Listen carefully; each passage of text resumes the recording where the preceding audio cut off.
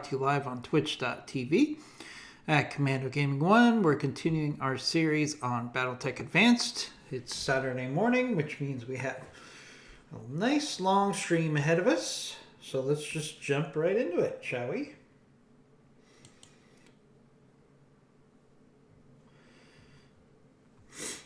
We are dropping on a capture base mission. Just to get us warmed up, just a little four-sculler. Four-sculler, is that a word? I guess I just made it a word. So, should be having some fun here. We're still in our temporary studio while we wait for the final studio to be painted so we can set this bad boy up. Should be just a week or so until we are able to put our full new studio together. All right, let's drop.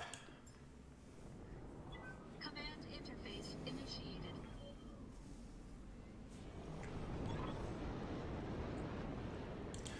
All right, we finally put together a dire wolf. So Tex is going to be taking the lead in the dire wolf.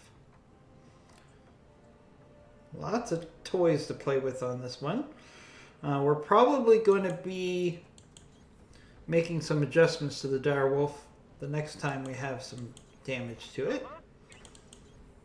We've got our two Warhawks, our Mackie, a Blood Asp,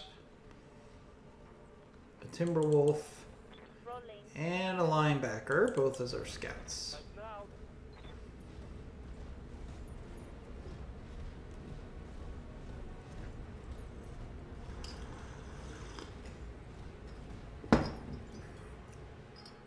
What could be better? Coffee and Battletech on a Saturday.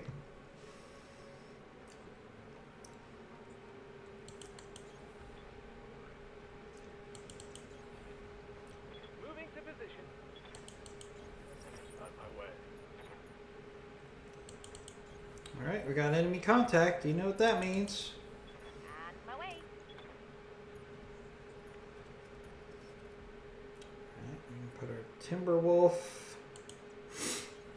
into position and our linebacker into position Position confirmed. before we start combat.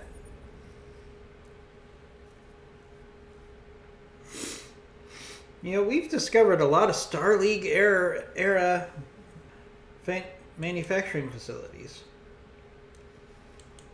All right, so we got reinforcements coming. Contacts, Commander. You need to secure the area before you can proceed.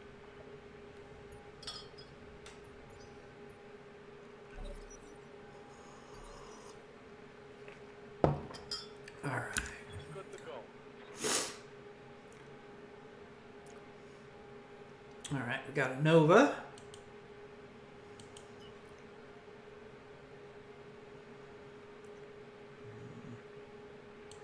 right, we'll push up on the Nova with our linebacker. Should be able to handle that. Especially with some fire support. Ideally, we'd like to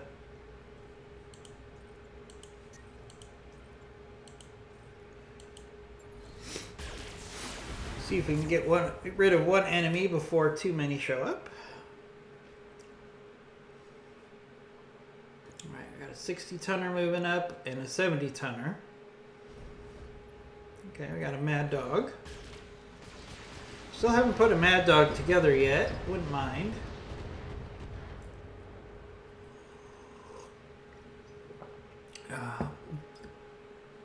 Mad Dog is actually one of my favorite mechs in MechWarrior Online. So I wouldn't mind putting Mad Dog together.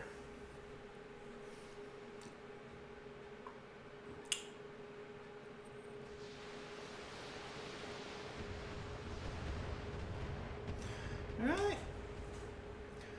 Want to thank everybody for joining us today and encourage everyone to come on over to the chat room. The water's fine.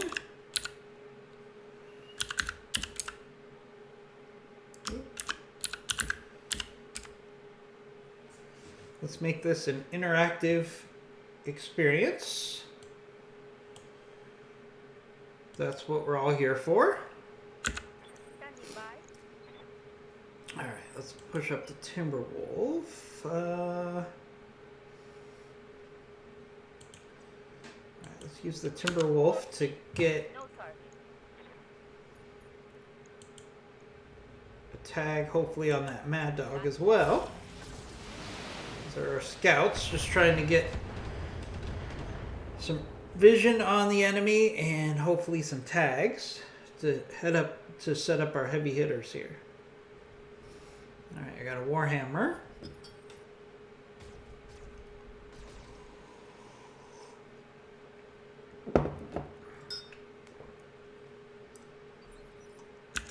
Waiting on you, Commander.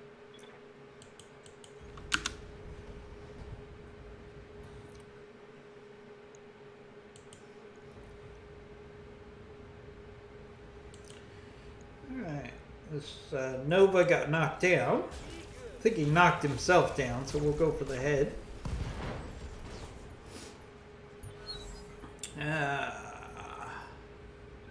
Didn't hit the head, but we hit the engine, so there goes the Nova. That's fine, we really don't need Nova parts. All right, full speed.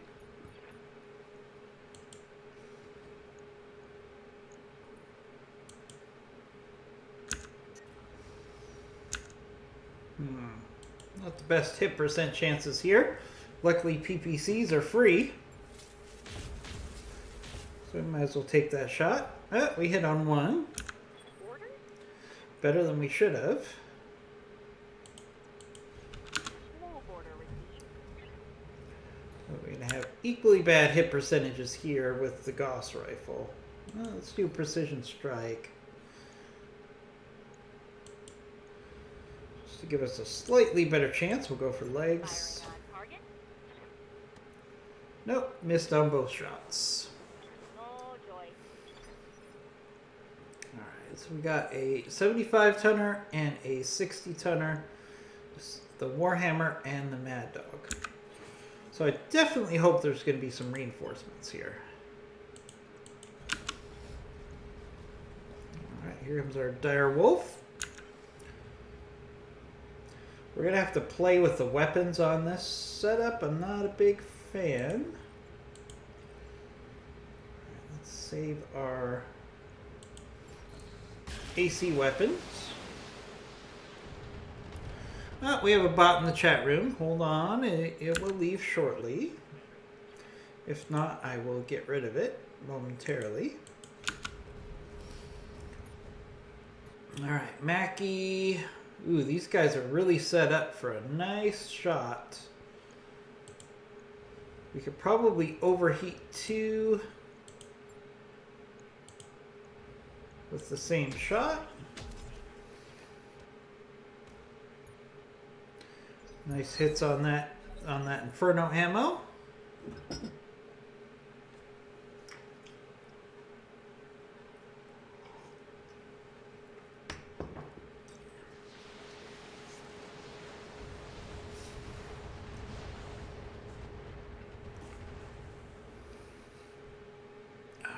Barely hit.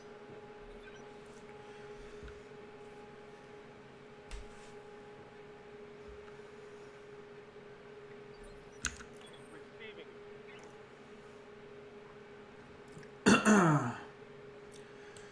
Might as well push up with the linebacker and capture the objective.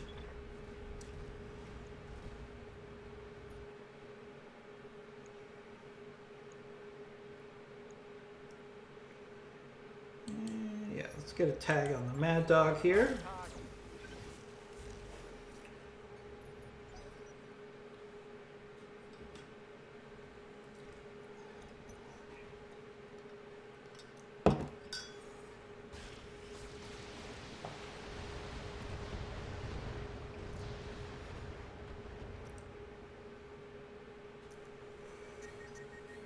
Alright, we got an enemy overheat and explosion. Commander. That means we're only going to get one part out of that, so that's a bummer.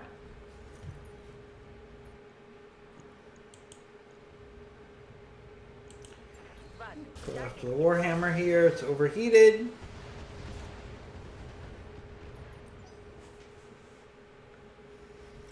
See if the Warhammer commits suicide.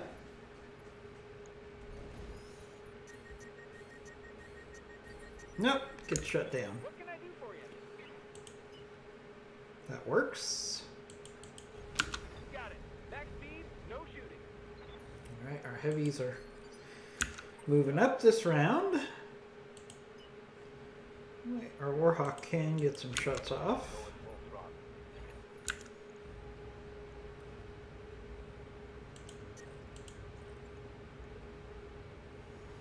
Might as well go for the head on that overheated Warhammer.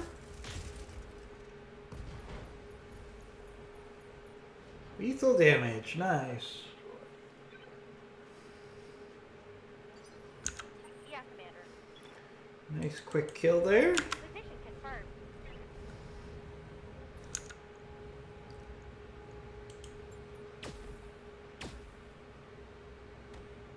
Alright, still got that Mad Dog.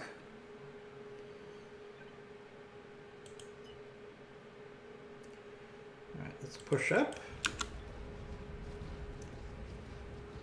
And we could still shoot our ATMs and LRMs.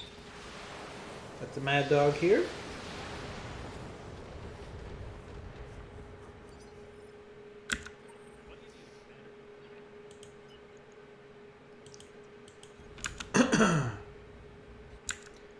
And let's see if we could overheat that Mad Dog. Good start. Heads up, Commander. You've got Oh, reinforcements, of course, right in my rear, so they get free shots. What do we got? We got a Jaguar.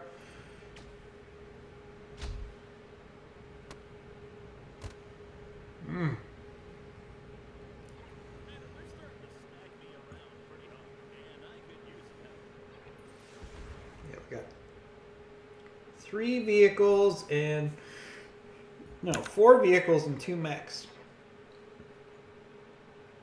Alright, linebacker.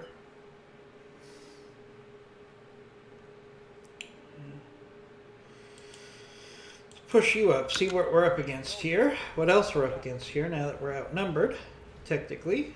Alright, we got ourselves a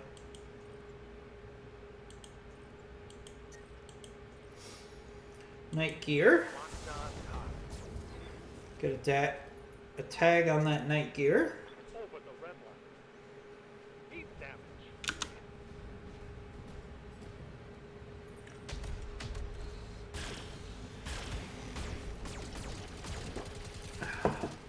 Alright, some hard hits on our blood asp there. Losing lots of armor. Watch the flank. These vehicles getting free shots at my flank is not cool. Waiting for orders. Alright, we're going to have to reposition, work on these vehicles. Copy that, Commander. These vehicles are going to take multiple rounds to fight through here. I hear you. Alright, we can't leave our linebacker by himself, so we'll keep pushing forward with at least one of the Warhawks for support.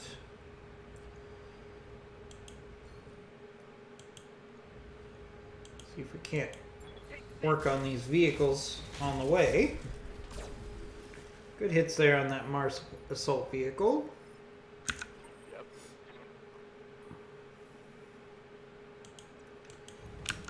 We got our other Warhawk. Let's do the same thing.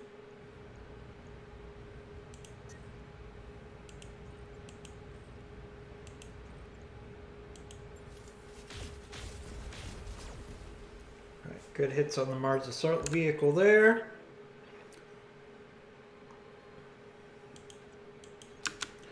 Keep working on that Mars assault vehicle. That's probably the biggest threat here.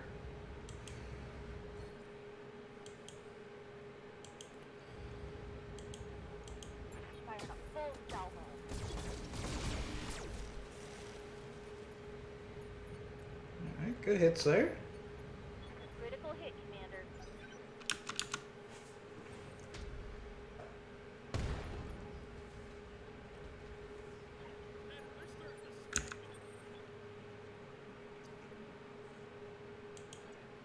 Reporting.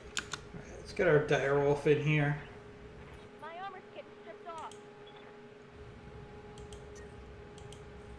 Time for us to make these guys go away.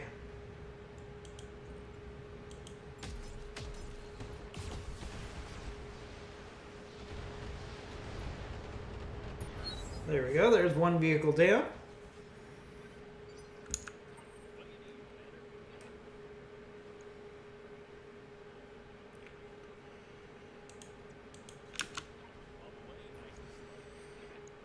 Let's use our Mackie here on this night gear. There we go. Get some heat in on him. I'm starting to cook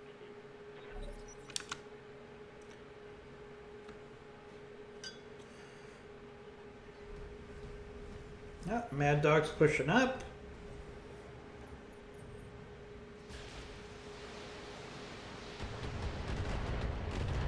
Everybody wants a piece of our Mackie, apparently.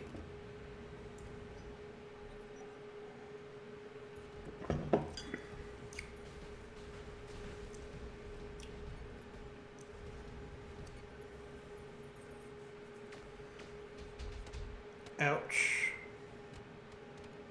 Alright. Gonna have to protect our Mackie here.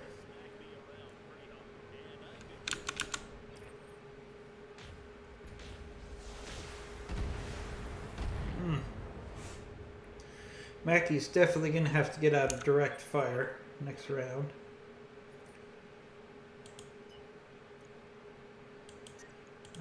Let's push up our linebacker.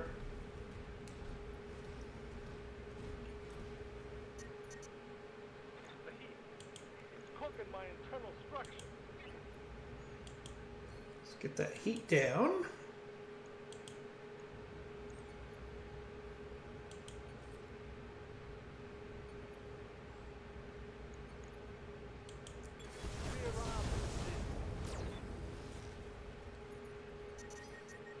My heat sink can't vent fast enough. I'm taking damage. Heat critical. Shutting down. Ouch. Not good. Getting lots of fire on our Mackie. This is what happens when an enemy... Oh, at least that Ebba Jaguar committed suicide. Alright, good. They switched targets to the Direwolf. That's good. Mackie can't take any more hits, or we're going to start losing components.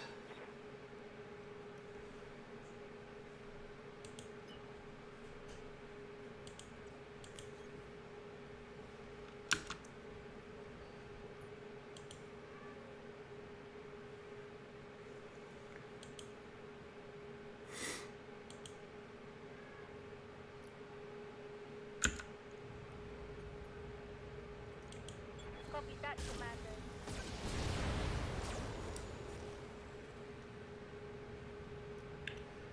Keep working on that heavy tank. What can I do for you?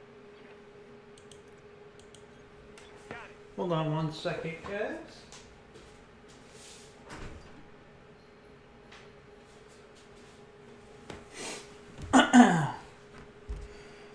Alright. Oh, we got mobile artillery here. Oh boy. I didn't notice that before. We gotta take this Long Tom artillery out. That's where a lot of that firepower was coming in on the Mackie. There we go, vehicle destroyed. Smoke them. Good to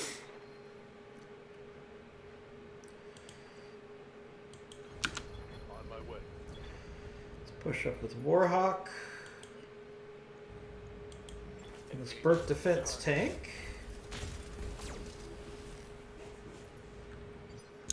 Waiting for orders. Let's see if we can finish off these vehicles and get back to fighting the real enemy, which is the enemy mechs. There we go. Vehicle destroyed. Hope everybody's having a good morning. Thank you for joining our stream.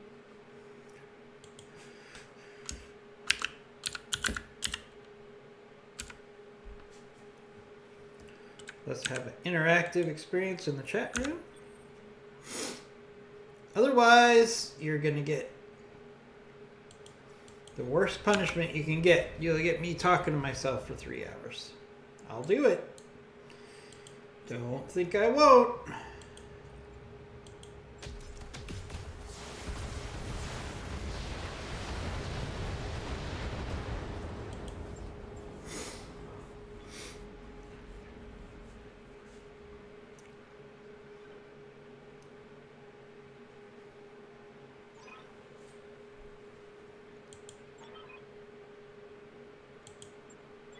What? How's that mission successful? We still had enemies on the field. That's disappointing. I would have liked to have maxed out the salvage.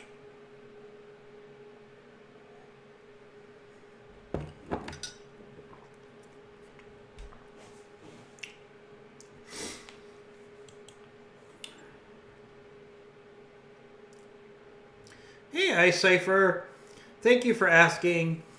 We're still technically in the move. Right now we've got electricians, plumbers, and painters all working on the new house, which we've moved into. But obviously with all that work being done, there's a lot of the house that is still not available to us, including my new studio. So we're kind of camping out in a utility room at the moment, but we should have everything fully set up this time next week. So I'm excited, but thank you for asking.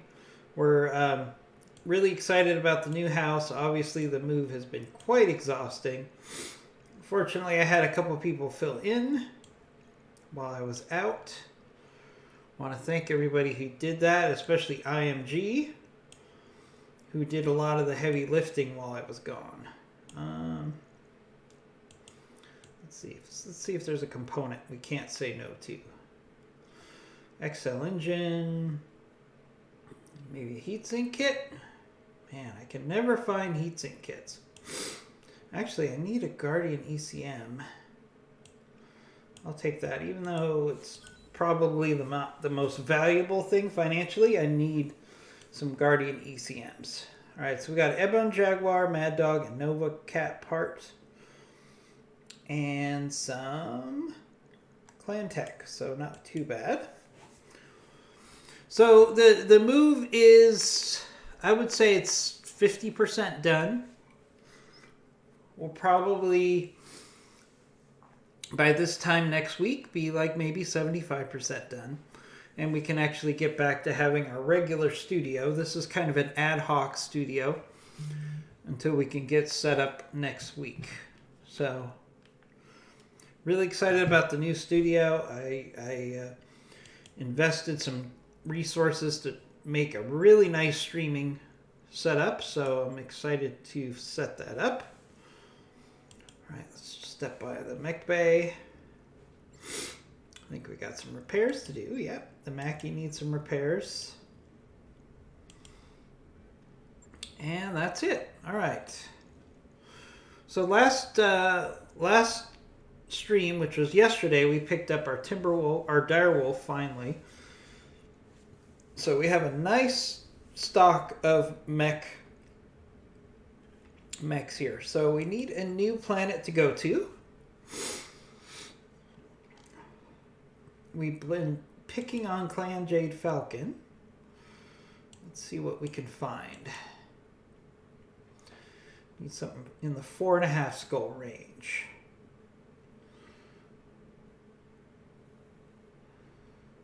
All right.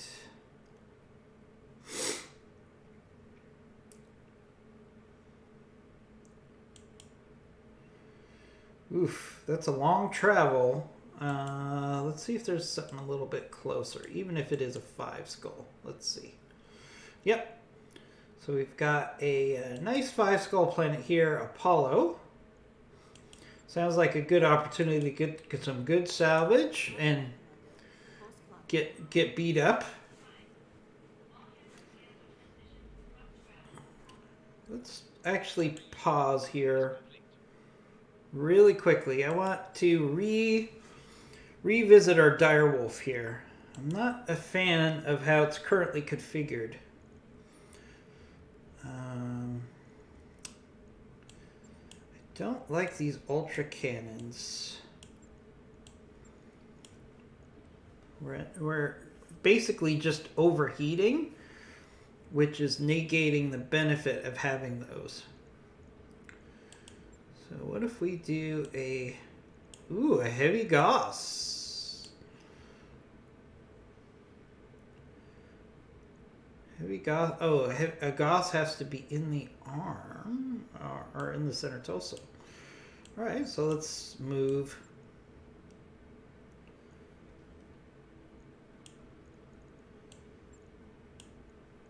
The ATM-6. We don't need the LBX ammo anymore. No, we do not. All right, now can we put in the heavy Gauss?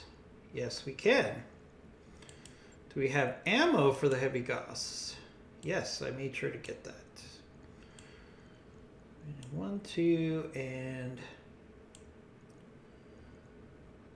3 tons of ammo for the heavy Gauss. And that gets us right at 100 tons. All right, I like that. I like that. Because we were really overheating with those ultra cannons. Gauss rifle definitely has a lot less heat, so we should be in a better place there. Plus, when in doubt, I prefer Gausses over ACs.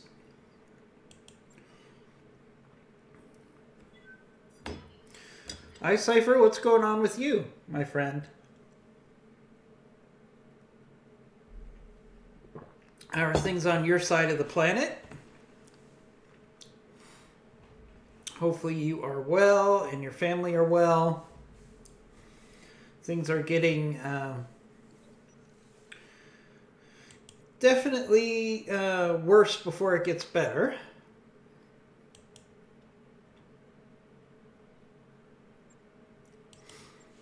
Due to COVID. So we're continually being ratcheted down about what we can do and what we cannot do, especially here in California, where we have a very conservative government that is really restricting what we can do to stop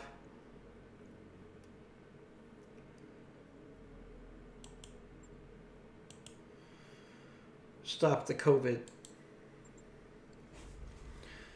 You know, the only thing more dangerous than Clan Wolf is Clan COVID.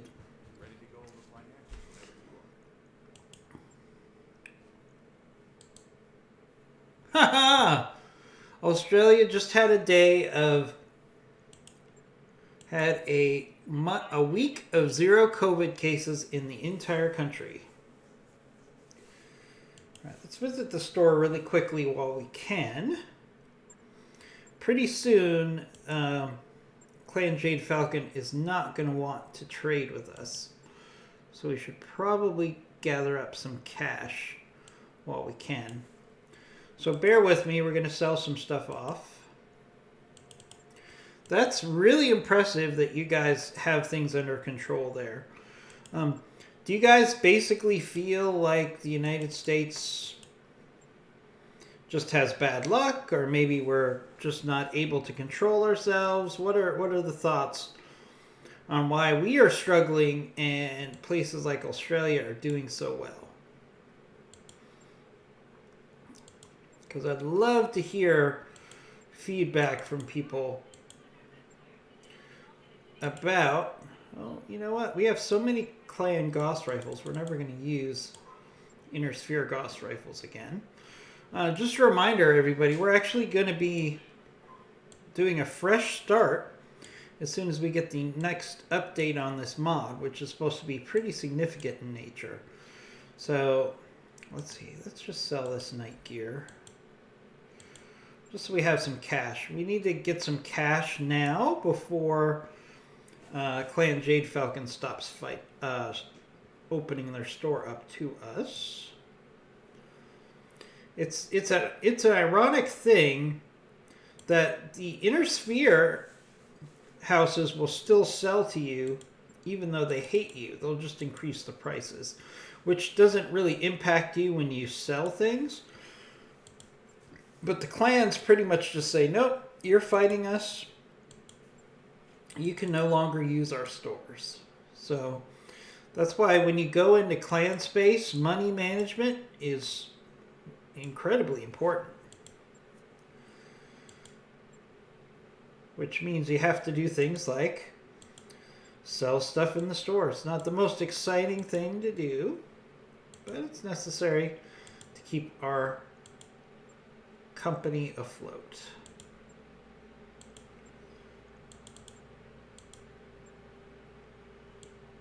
Want to make sure we have a decent amount of money available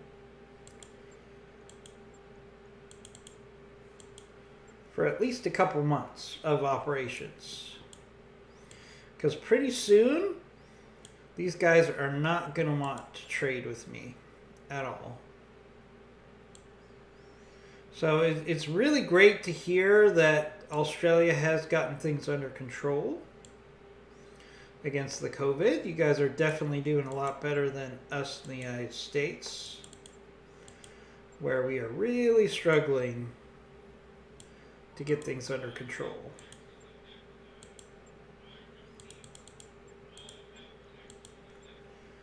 All right, just another $1 million just to make sure that we have plenty of money. Got some cores to sell, so we'll get that really quickly.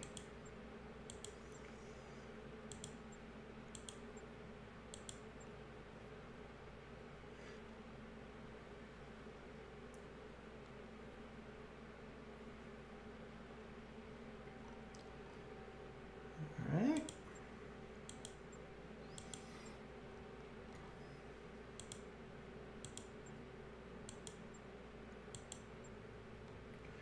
Might as well just get up to a full 10 million here, just so we don't have to worry about it. Oh, we got lots of 300 cores. Let's sell some of those. All right, there we go. That should give us plenty of money. Let's find ourselves a mission. iCypher says it's a very different situation. You have a lot more people. Your political situation is very different. Your culture is kind of different in ways that matter. Much more libertarian. From the outsider's perspective, the U.S. looks like a perfect storm of elements that could make dealing with COVID difficult. Yeah, I mean, that's definitely true. Let's see. We've got a recovery mission, and a destroy base mission, all level 5. All right, so let's... I definitely feel bad for how folks in the U.S. are doing. It's going so hard, but I don't know how useful Australia is an example. We're an island with a small population that is very spread out. Yeah, that is true. You know, the United States has a significant, as you know, a significant amount of urban areas, extensive urban areas. And let's see, what do I want to use? Let's take a Timberwolf Prime instead of the linebacker. So we'll take the Direwolf, Madar, Warhawk, Mackie, Blood Asp, Timberwolf, and Timberwolf for this mission. Should be in good shape here.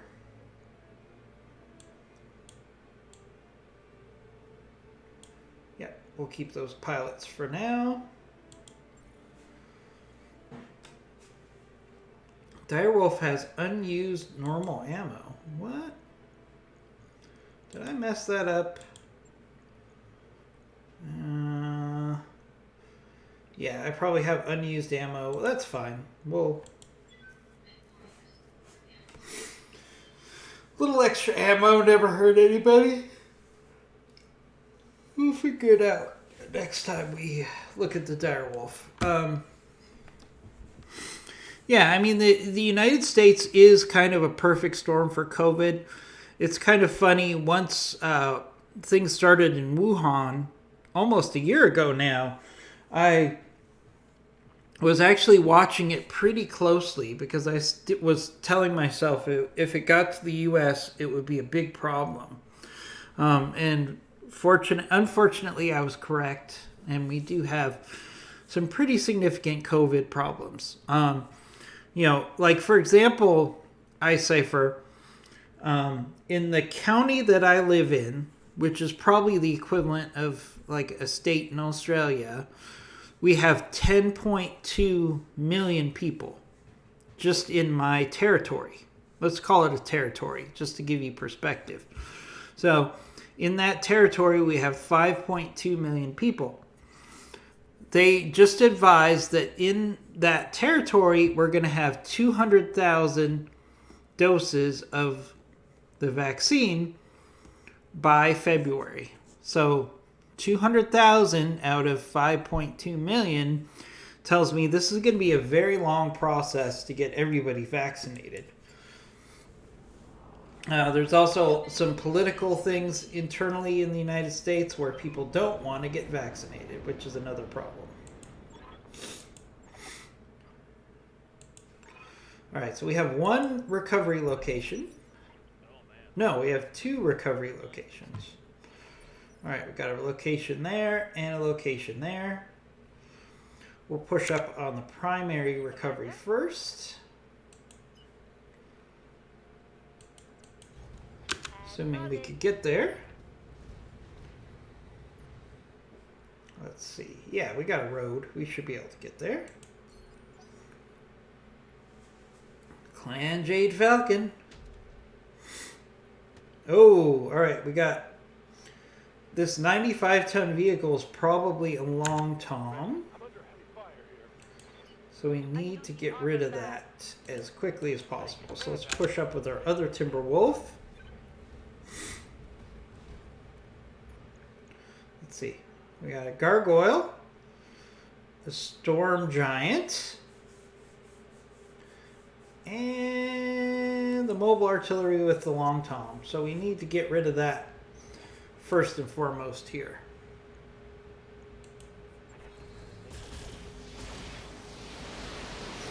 Yeah, I agree. The fact that people have to get the... Oh, there we go. We took out the long tom quickly. The fact that people need to get 2 shots for the vaccine to be correct is a significant issue. Because basically that means you need 2 doses for each person, right? So actually, the fact that in my territories they said they'd have 200,000 doses, that really means they're only going to have enough for 100,000 people. And that's over the course of almost 3 months that they're going to have 200,000 doses. So I think the vaccines are a significant problem. It's probably going to take until the middle of the summer before they can ramp it up to the point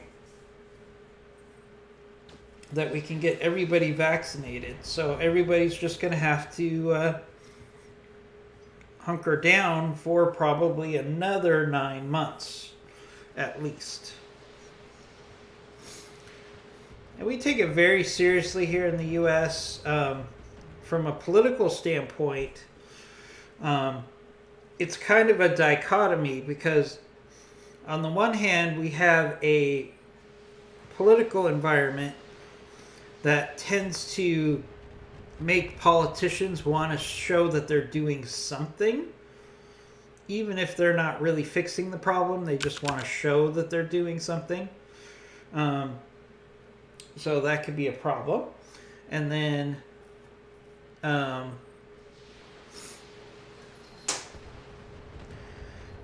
but then again, we have a dichotomy of in America that really emphasizes independence and freedom.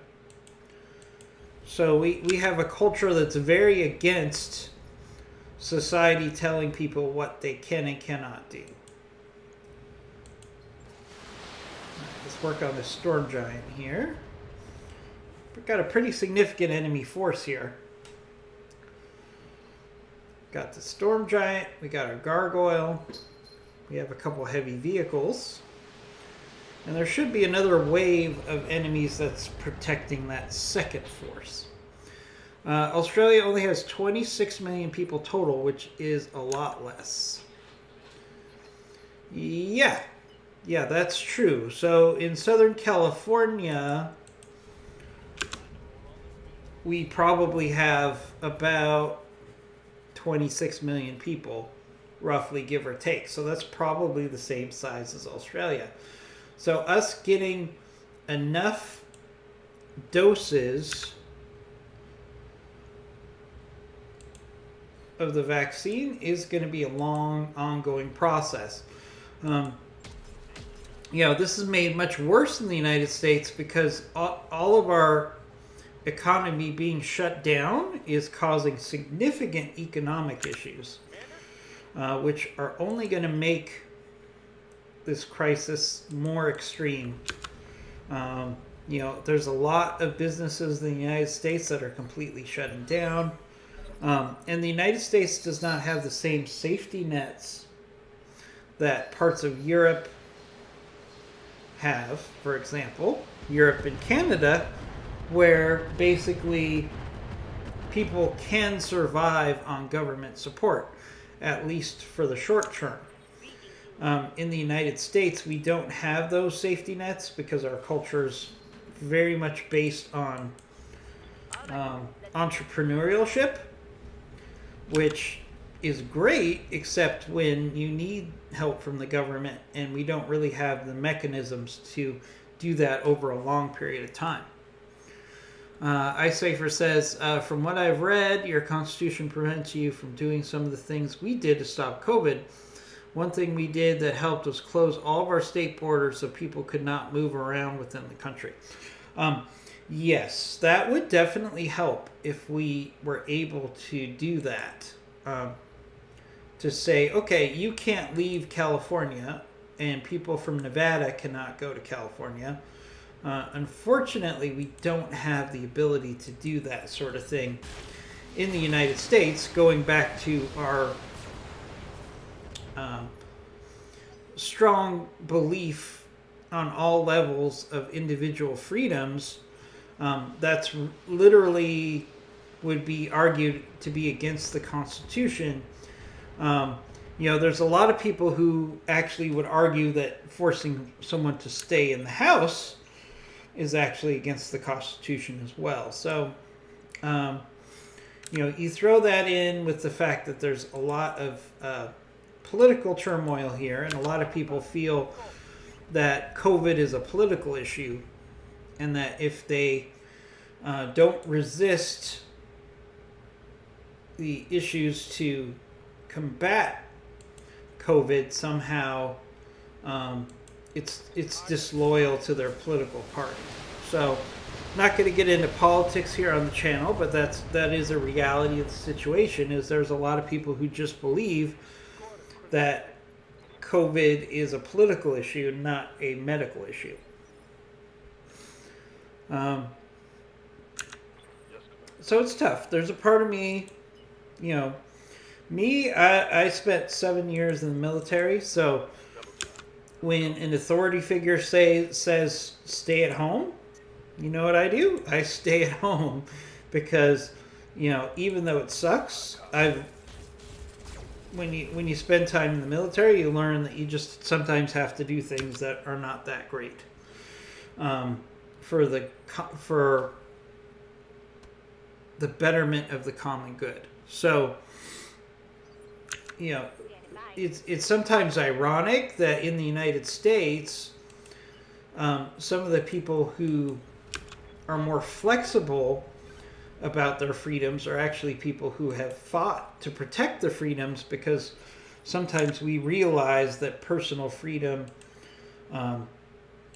has to take a back seat to the common good.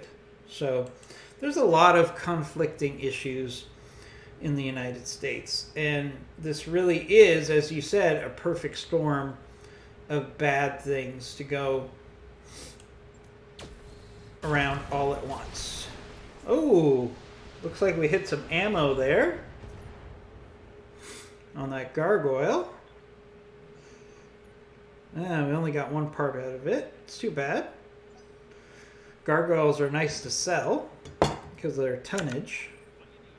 Even if you don't like them as a mech, they certainly have some salvage value. Alright, let's keep hitting this storm giant here. I don't want him to overheat and kill himself because I would like to put a storm giant together. I like storm giants.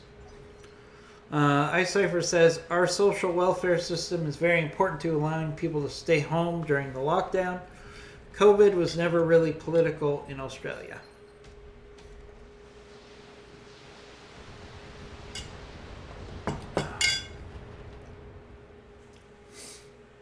Yeah, I mean, some people in the United States really embraced the idea of staying home. Unfortunately, those were a lot of people who couldn't afford to stay home for 6 months at a time.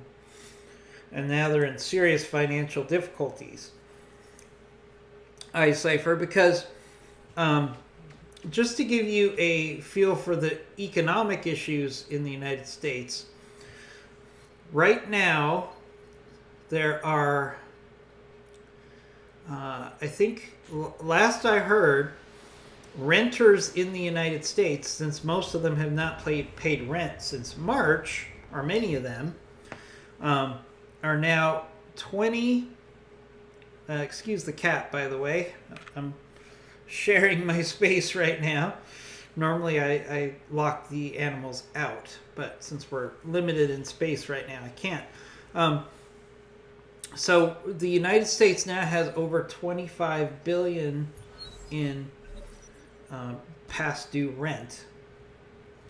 We also have 15 million households, that's households, not people, that are currently on the verge of being evicted from their houses due to non-payment of either their mortgage or their rent. So, yeah, that's a significant problem when a large portion of the country could literally be out on the street in the very foreseeable future. All right, let's push the Timberwolf down.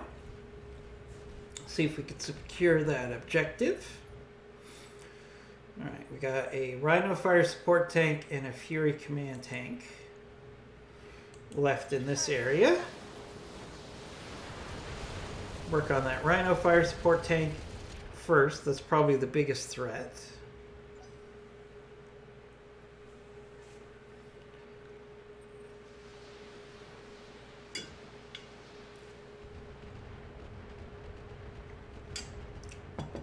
So iCypher business, I mean, you know, and it's not just the United States that's having a hard time. I know we're heavily showcased in the world for things going bad with COVID, but Europe is also having a hard time as well.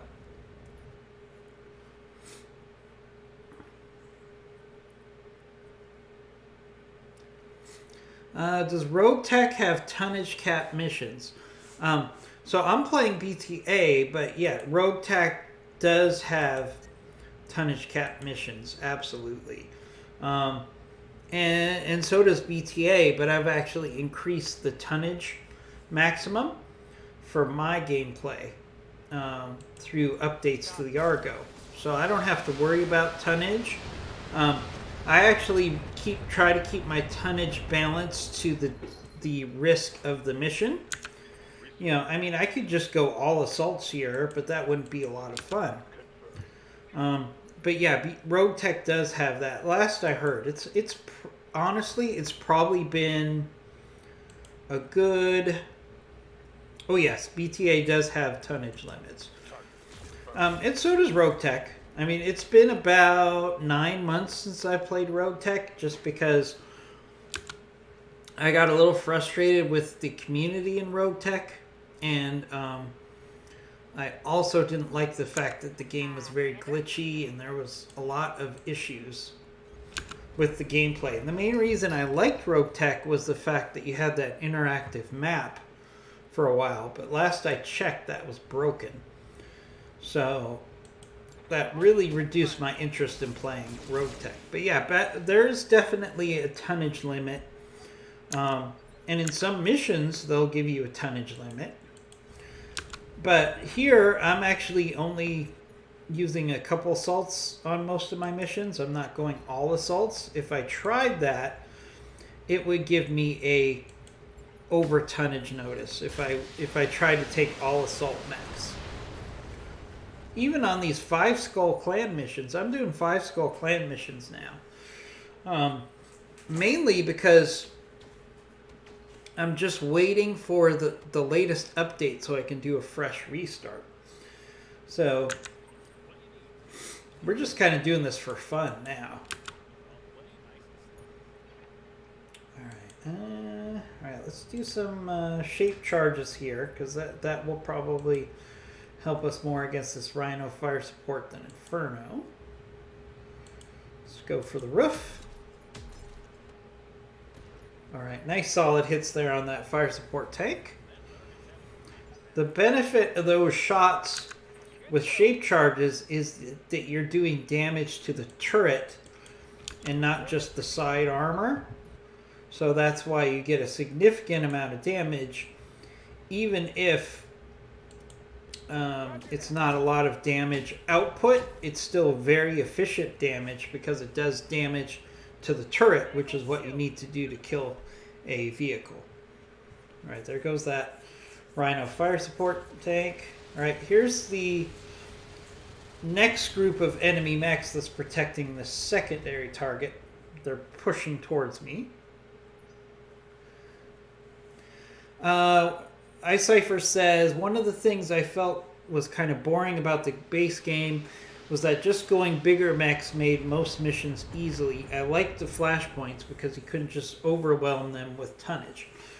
Yeah, iCypher, that is a big deal. So in the base game, you could just go from lights to mediums to heavies to assaults.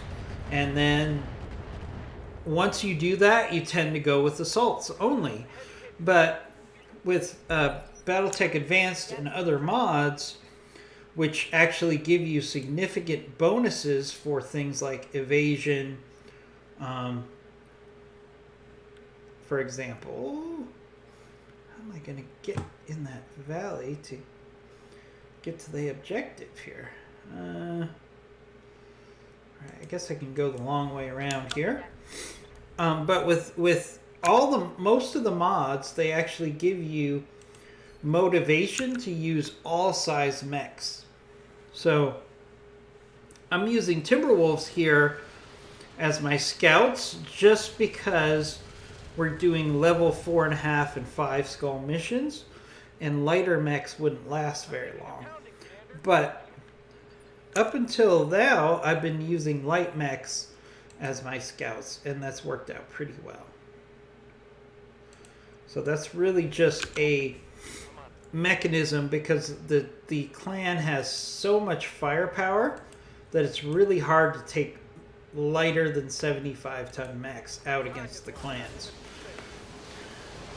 So that's one of the reasons I like BTA, is it does give you motivation to use mechs from all different tonnage levels. Bigger is not just better in BTA. In fact, if you give me light mechs against heavier mechs and I have strategy on my side, I'm going to win 99 times out of 100. So strategy is definitely a factor. Alright, so we got the second enemy force coming in. Let's see what we're up against here. Alright, so we got an executioner, a 70-tonner, a 100-tonner, another 100-tonner, another 100-tonner. So we've got significant enemy force that's coming from the second enemy base. So we need to start working on these guys. Let's work on the leg of the executioner. We should probably try to take out this executioner before those 100-ton mechs come into range, because this is going to become a nasty fight. Oh, Godzilla! Godzilla in the house. I'd love to get a headshot on that Godzilla.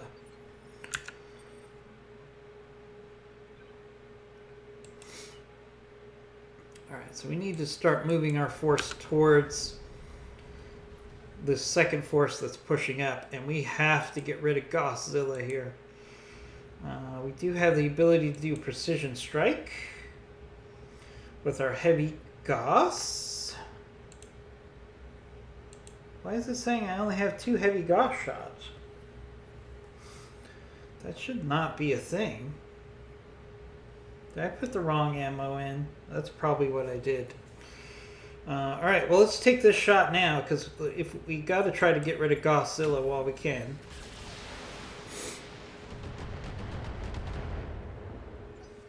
Which, Godzilla is an annihilator with 4 Gauss rifles. Alright, we got a significant enemy force pushing up on us now. We're going to have to play this very smart, because we have 3 assaults. Actually, 5 assaults coming at us. So we're going to have to play this very smart. Fortunately,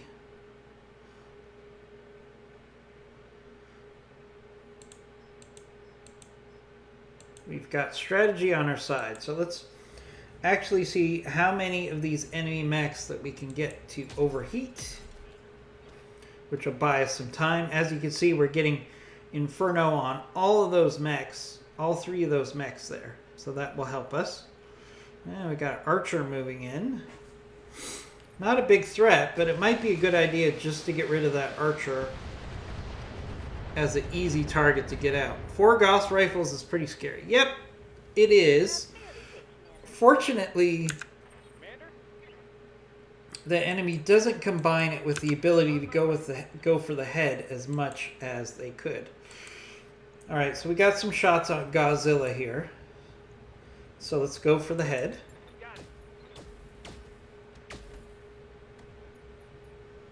Oh, we got a head hit. We got a head hit. So 1 more head hit and Godzilla should be ours with 5 components. I would love to have a Godzilla. Now, it's not a very fast mech, so there's some missions that you don't want to take a Godzilla on just because it's... Ooh, alright, somebody killed himself. Hopefully it wasn't the Godzilla before we could finish him off. Alright, let's keep moving our Timberwolf down to secure the first objective.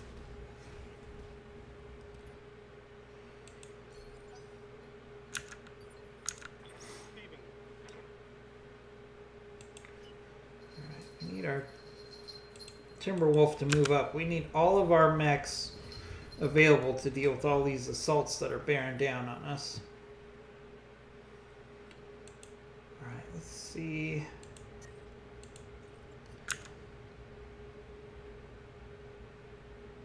Yeah, we're going to have to go after the imp here. Not my favorite target here, but we'll get some shots in on the imp.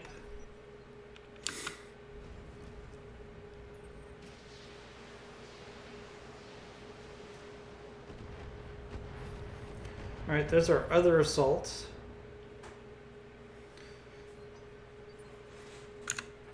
So it looks like there's 2 imps, if I'm not mistaken.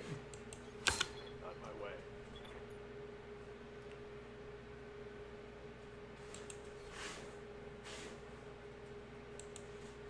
Alright, I don't really care about salvage on this Archer. I'm actually gonna... So let's just go center torso on this archer.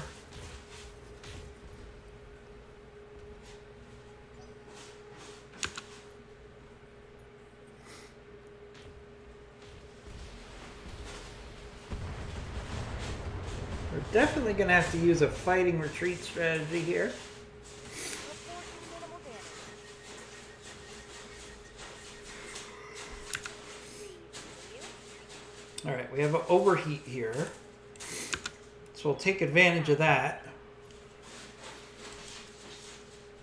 That means that our blood ass, who normally couldn't go for the head, now can go for the head because the enemy has overheated. Alright, so let's go for the head on this imp. On target.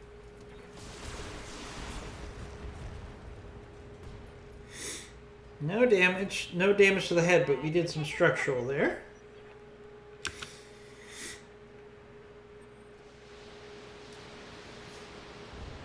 Alright, there's the archer. Alright, that's fine. Hold his turn. So, Ice Cipher, is life pretty much like normal for you guys? I mean, can you guys do, for example, we cannot do any dining inside of a building. Is that something that you guys can now do in Australia? Alright, we'll go for the head again on this imp while it's shut down. Ooh, lethal damage. Nice. 5 parts on that imp. I don't love the imp, but hey, if we're going to put one together, I'm not going to be too upset about it. Let's put Inferno on this imp. I climbed out of the valley, tried to get it overheated again. I don't want it to have that Godzilla commit suicide here. The good thing is it's got Gauss rifles, so it's really hard. It'll shut down like it just did, but it wasn't going to overheat, or cause self-destruction, which is good. All right, so we're gonna push up. Moving fast. We just need a couple precision strikes to the head, and we can have ourselves a full Godzilla here. Right, Commander. There we go. Lethal damage. Give me all 5 parts. Yes, we now have a Godzilla. Again, I wouldn't use it for everything because it's very slow, but for certain missions, a Godzilla is very nice. Alright, Ice Cipher says restaurants have recently opened up, but they're limited in how many people can come in. We still have to maintain 6 feet of separation. We've also started holding sporting events again. I mean, for the United States, we kind of keep sporting events going, as you probably know, but we just don't have any spectators. So when you say holding sports events, does that include the fact that you can have spectators at the sporting events? Because that's one of the compromises we made in the United States, is basically we said we're going to have sporting events, but nobody can actually be there in person. And that's the way it's probably going to last through probably the summer would be my guess. We're not going to have any people who actually attend sporting events in person. All right, there we go. There's another suicide. I think that was the archer, which is good. I don't really care about salvage on archer. With spectators. Yeah, that would be nice. I'm a big sports fan myself, and I've been kind of bummed that some of the sporting events I would like to attend, obviously we can't. You know, that's just the way of the world right now. Good to go. I have some family members that are very at risk, so we have to play it very safe. with respect to COVID. Summer is Australia's cricket season. So, I've always been curious about cricket. Cypher. I've watched it a couple times, and it's kind of a combination of lacrosse for us in the United States and baseball in the United States.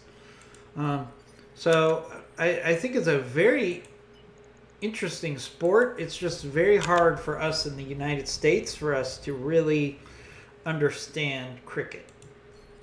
Good to go. I'm sure for you guys it's a perfectly normal thing, and I know it's my understanding that baseball was basically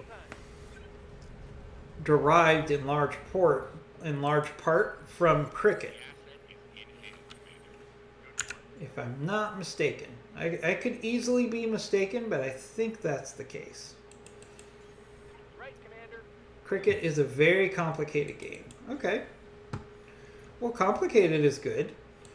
I would argue, for example, football in the American football, On my way. I should clarify that, is a very complicated sport. So that's probably the equivalent of cricket, I would say.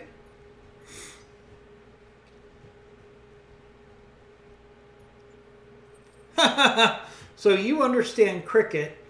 I understand baseball. Baseball is a very complicated sport, and a lot of the components of baseball are kind of old time and kind of ancient. It's kind of like one sport that I really tried to get into, but I couldn't, was golf. Because golf is just frustrating.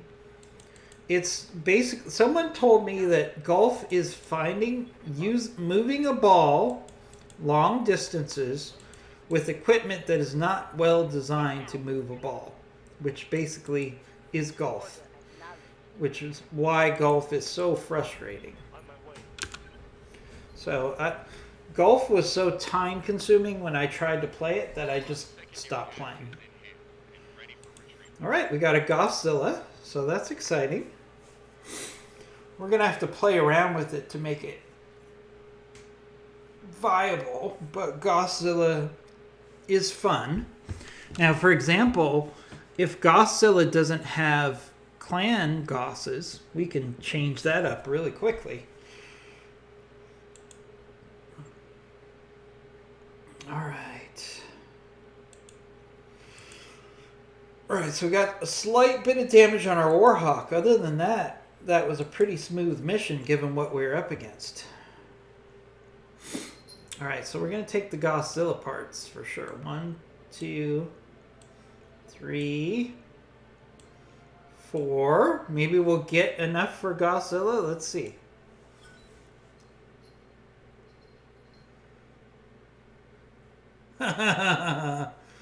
Mark Twain said, golf is a good walk ruin. That's pretty good.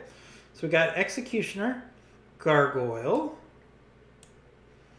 Godzilla, Godzilla, Godzilla, Godzilla, Godzilla. So we could put together a Godzilla, Imp, Storm Giant, and some components.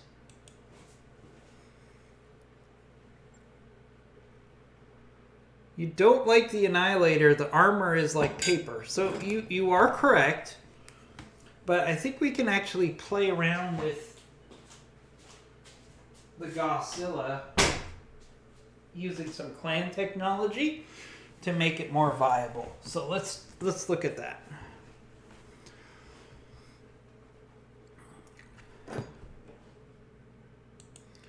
Yeah, Darius. Darius is always nagging. Darius, we don't want to deal with training. We've got mechs to put together.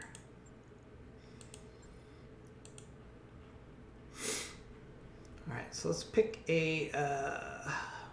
we're going to have to give up an Atlas. We'll give up one of our Atlases to build Godzilla here.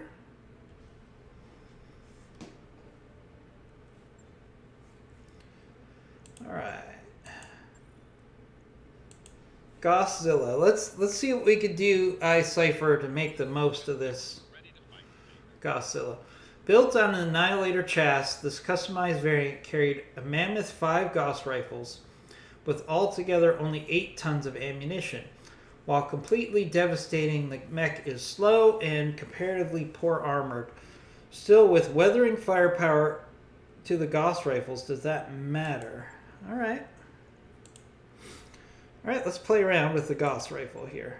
With the Godzilla.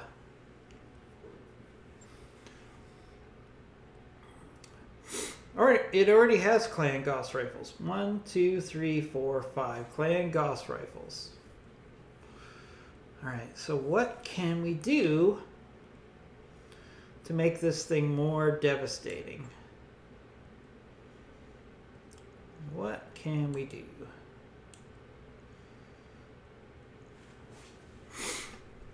I almost feel like this is too many Gauss rifles. It seems like a crime. But what if we take off one of the Gauss rifles? Okay.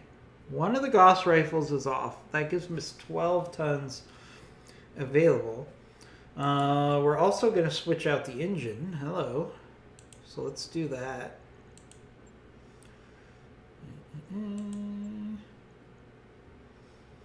How expensive will it be to put in a clan XL engine? Ooh, yeah, we're not going to do that. Let's just put in a regular XL engine. Alright, now we have 16 tons available. Alright, so we could definitely increase the armor. So that should be the first thing we should spend some tonnage on. Okay. So that gets our durability up to the higher range. Alright, so next thing we have is, can we increase... Okay, so we could put a mask in, which will speed up the speed pretty significantly. How about a...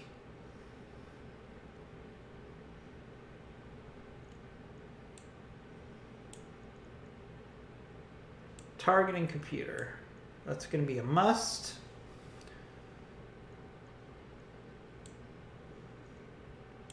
And we're going to increase the accuracy of ballistics.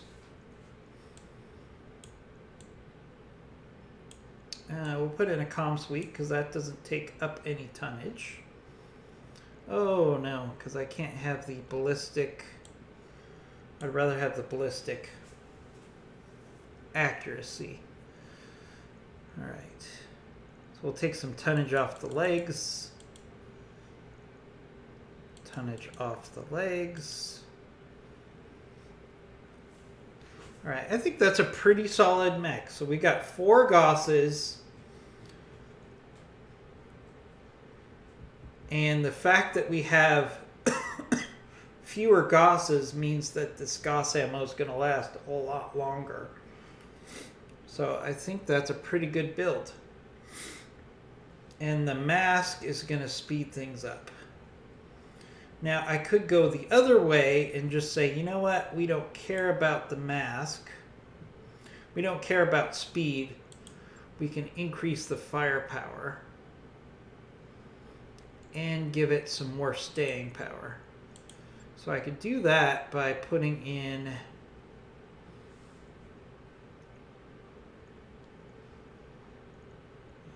some ER medium lasers.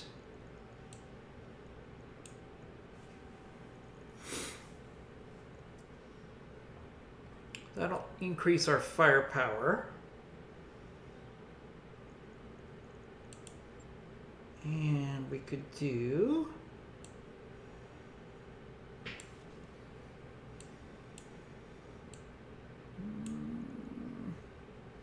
Guardian ECM, just to give it a little bit of extra evasion than it normally would have. And we could get that tonnage back up. Okay. And we don't have any more weapons points. So I think that's a pretty good build.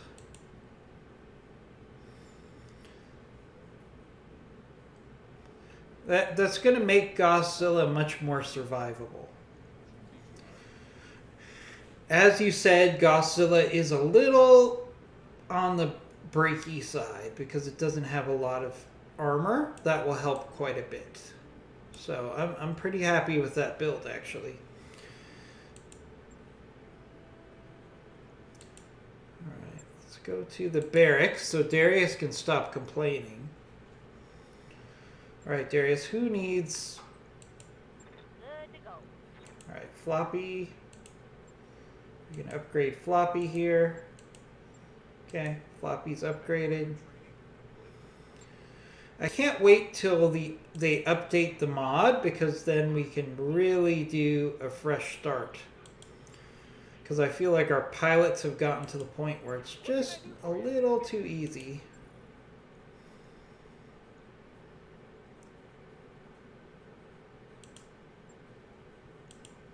Waiting for A orders. little too easy. Training confirmed. Okay. Alright, I think that will keep Darius from nagging me. Aye, aye.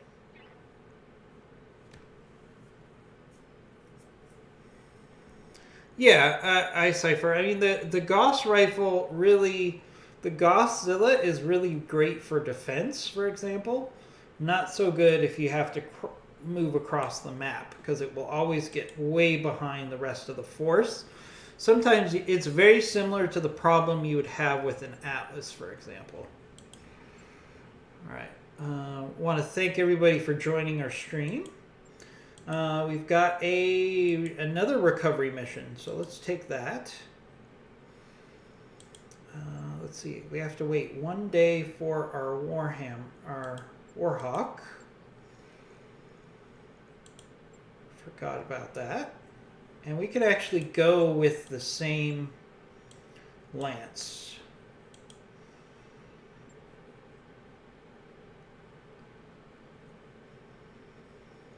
Alright, so we'll go with our Direwolf, our Madar, Warhawk, Mackie, Blood Asp, Timberwolf, and Timberwolf. And we'll be deploying. Oh, shoot. Sorry, guys. I forgot. I have to fix the Direwolf. I have to fix the Direwolf. Sorry about that. Give me 1 second. What did I do wrong? Oh, okay. That's the problem. Alright, so... ammo. Ammo heavy Gauss. Ammo heavy Gauss. Alright, let me just take 1 day to get the Direwolf fixed. Helps if I put the right ammo in the max. This doesn't really matter because they're both going to be worked on at the same time, but just out of habit I like to move the priority max up the list.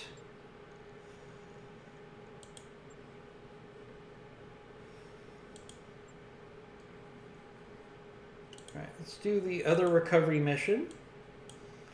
5 skull recovery mission.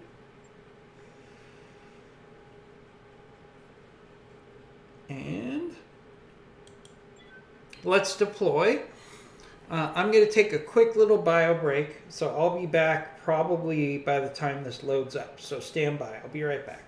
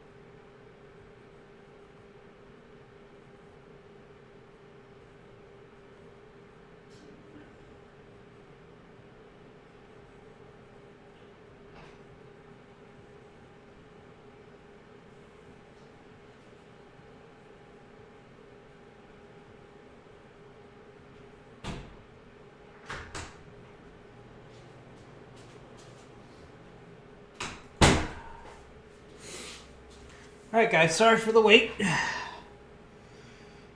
Let's launch.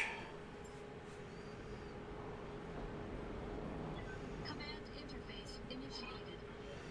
Alright, we're in an urban environment. And our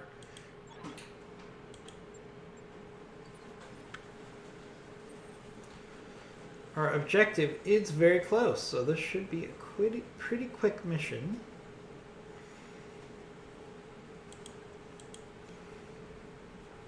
Alright, let's put our sniper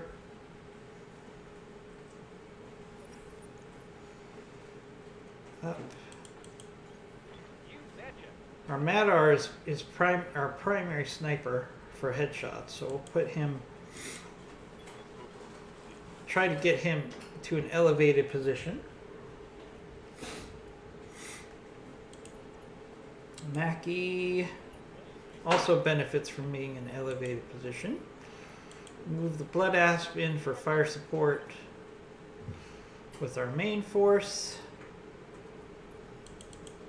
And we'll push up the Timberwolves to get to the front of formation. Alright.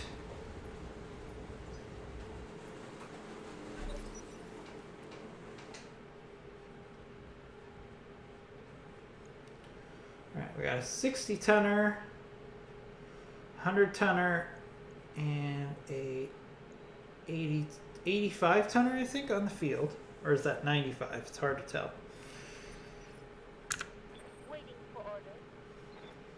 Alright, let's see what we're up against here. Ooh, we got a direwolf. Alright. Let's put a tag on that direwolf. I like the paint job on that direwolf, actually. Clan Jade Falcon might be a pain in the butt, but they do have some color schemes that are good. Some of them are gross, but some of them are really nice. Alright, let's keep picking on that direwolf. Whoa, we already got structural damage? That means that direwolf is loaded for bear. I didn't look at the weapons, but it's probably got a lot of firepower and not a lot of armor. All right, we got a Warhawk. AC build on the Warhawk.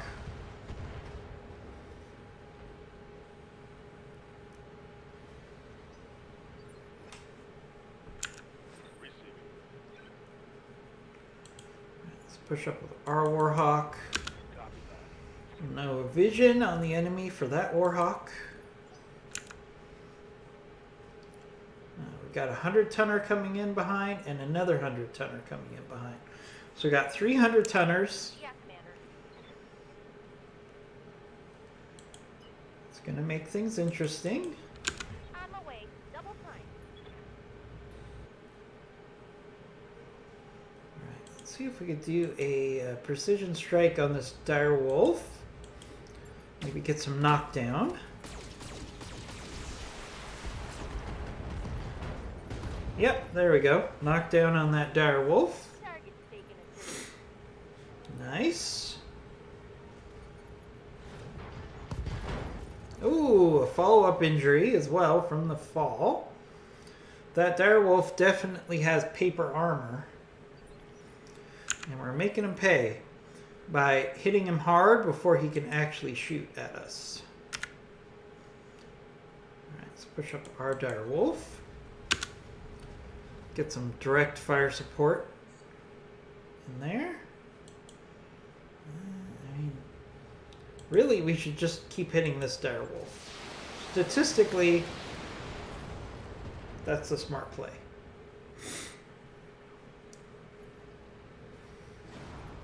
Oh, another dire wolf jumping in.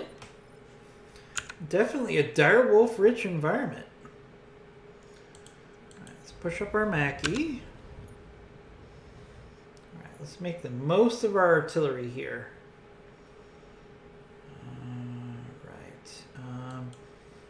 If we can overheat this direwolf, or sorry, this warhawk, that would help a lot. So let's do that.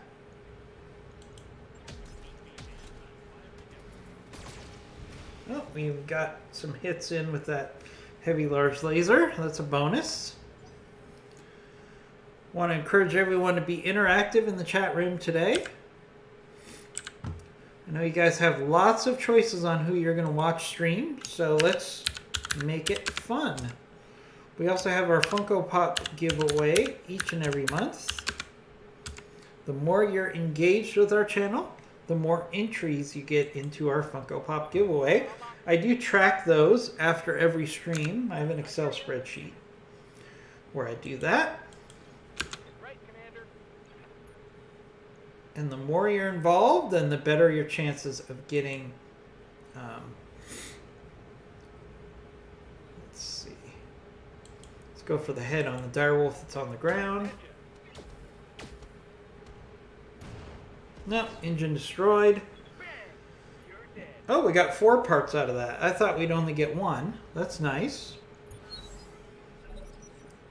Alright, we're going to have some more direwolves to put together.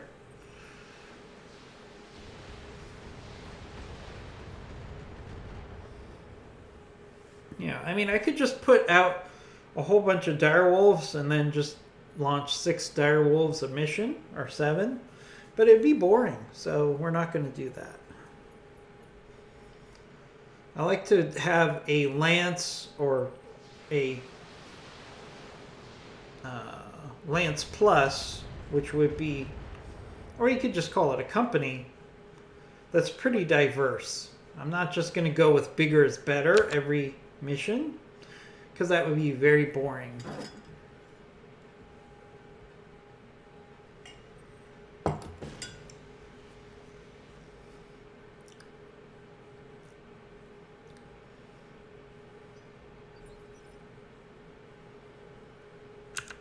Commander?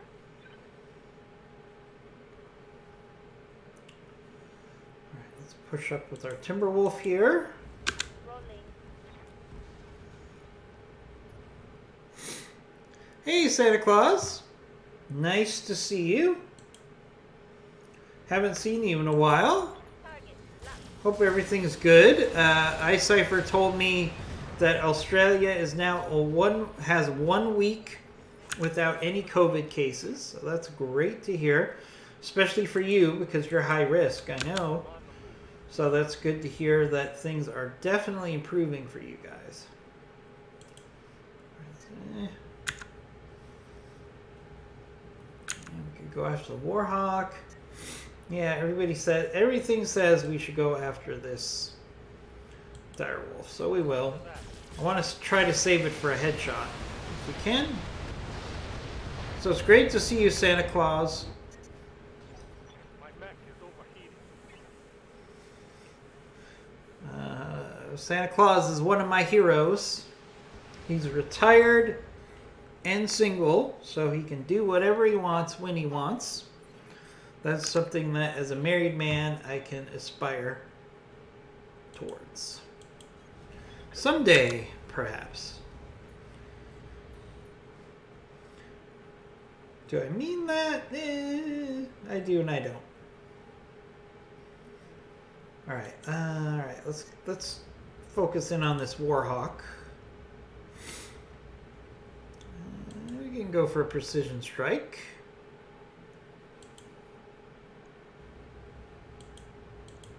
Firing on target. Good hits on that Warhawk. Santa Claus, we're actually waiting for an update that's probably going to come out early next week on this mod. And then we're going to do a fresh start. So I'm really just having some fun by farming mechs from the clans right now. Because why not? Why not do that?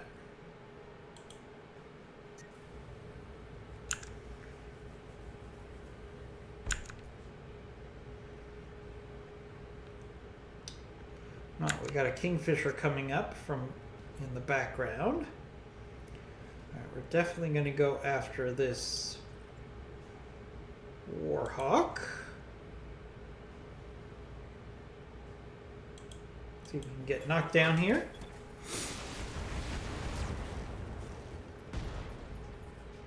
No, we did not take out the leg on that shot. I thought we would. We're still going to get knocked down, but we didn't take out the leg. Oh, there we go. Right leg destroyed. It just needed a little bit more damage from the fall, and then we're set.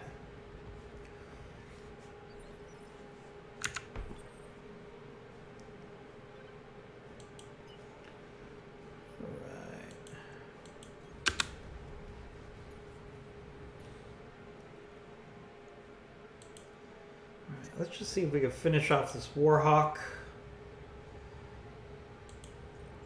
while we have the chance.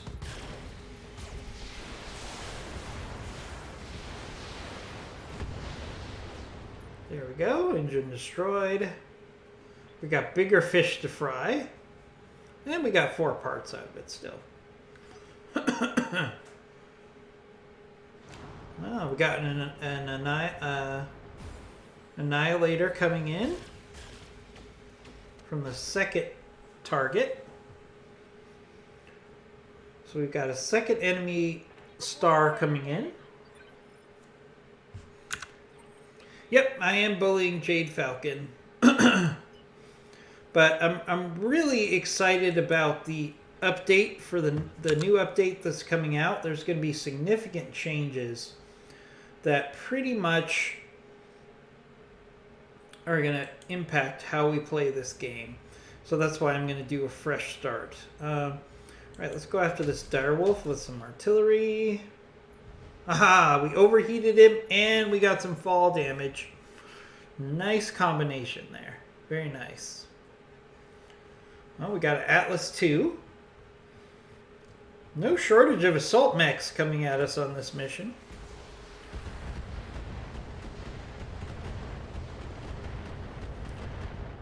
But teamwork is going to overcome raw firepower and armor every day. Waiting on you, Commander. Alright, speaking of which... No need to tell me twice. oh, we don't have any precision strikes available. Alright, maybe we'll get lucky and hit the head even without a precision strike here. Oh! Oh, was that the head? I think we might have gotten some head damage there. I'll have to check.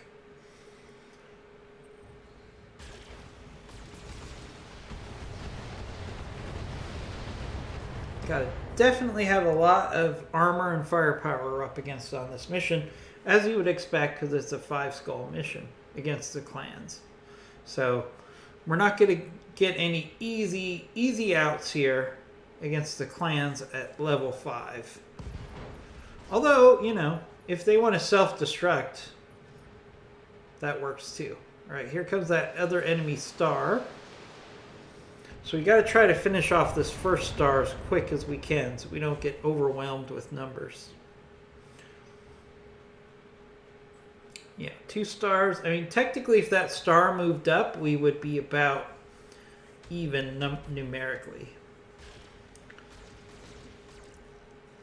Yeah, it would be 7 against 7, so we'd be even.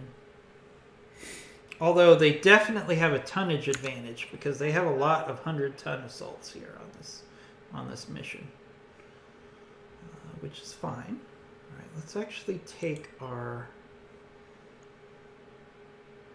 Timberwolves and see if we can't flank this other star that's coming in. Probably a good idea to get some enemies into the rear arc, or get some of our lighter mechs into the rear arc. Make these guys pay for being all assaults. So let's do that actually. Yeah, we're going to take our lighter Timberwolves and get into the rear arc of this enemy force that's coming in.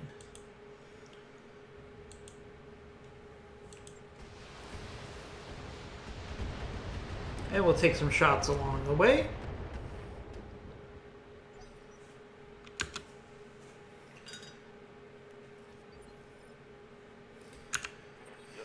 So the new update, last I heard, is going to include a very different, sizable change to the gunnery mechanisms of the game. So you're not going to get all these free precision strikes to wherever you want to hit the enemy anymore. It's going to be more your hit percent goes up, but you can't target exactly where your shot goes. All right, let's go after the head on this Atlas.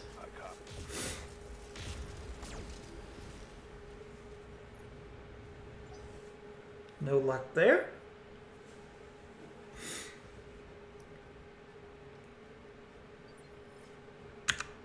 Commander? Blood Asp. Position confirmed. Blood Asp was taking some hard hits here, so let's actually see if we can get knocked down on this dire wolf. Yeah, that'd be a good idea. There we go. Knocked down on the dire wolf. Salvage mission on it. We got lots of heavy mechs that are coming our way. So sometimes we can't just go for headshots. We're just going to have to break the enemy down. Ooh, a Bane. A Bane. Interesting. Ooh. Wow. That's a lot of AC firepower on that mech. I'm going to have to take a look at that, see what's going on there. I don't think I've ever seen a Bane before. Let's push up our dire wolf. Let's take a look at that Bane. So the Bane is an assault. It's got 4 Ultra Cannon 10s and some machine guns. Okay. Alright. I still think I want to get rid of this dire wolf on the ground if I can, but I can't get all my weapons to bear. I can get all my weapons to bear on this Kingfisher though, so let's go for that.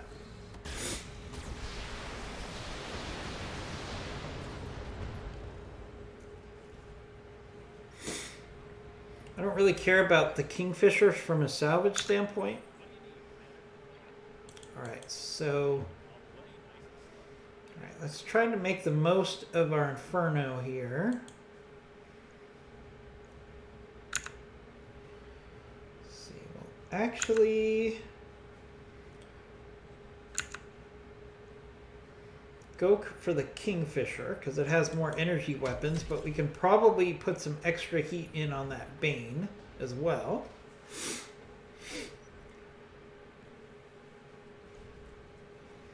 Alright, dire wolf is back up.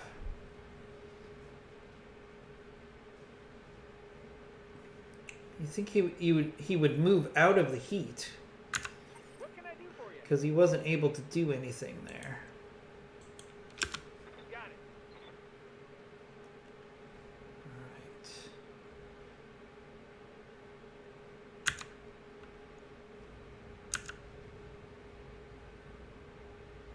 The only target we have is the Bane, so let's go with that. Maybe we'll hit a couple times here.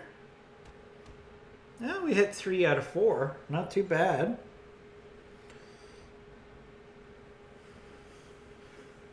Definitely beat the percentages there. Alright, Atlas 2, what are you going to do? Ouch. Alright, our Blood Asp is definitely out-tunned here. I lost a weapon. Oh, and we got knocked down. Not good. Not good.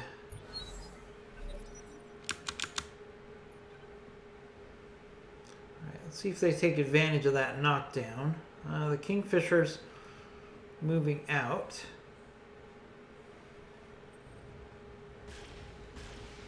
Yeah, they're definitely going to keep hitting the Blood Asp. Might be losing the Blood Asp here. Commander, I'm losing weapon system. And we got a pilot injury to boot. Alright, let's keep pushing the Timberwolves out to the flank. 10-4. use their speed and maneuverability. All right, what do we got here? We got a Night Star. I love Night Stars. Got the Kingfisher. I've got the Bane. All right, let's go for a leg on the Night Star here. I just like the look of the Night Star. The Night Star was a clan mech. It looks like a clan mech, but it came from the Inner Sphere. So I always find it as ironic. When the Okay, full speed it is. Star League left the Inner Sphere to become the clans, the Night Star was one of its most advanced mechs. So you could argue that the Night Star was kind of the predecessor of some of the Omni mechs when you think about it. It just looks like a clan mech, even though it wasn't. Now this one is obviously upgunned with clan technology, but truth be told, it is not a clan mech. Alright.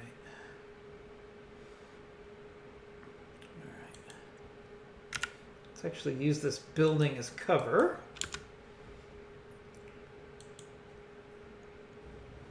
We need to see if we can get rid of this Atlas.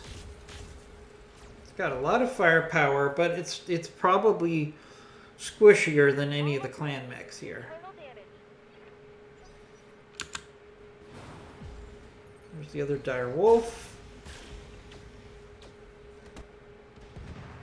Goes against our dire wolf, that's fine.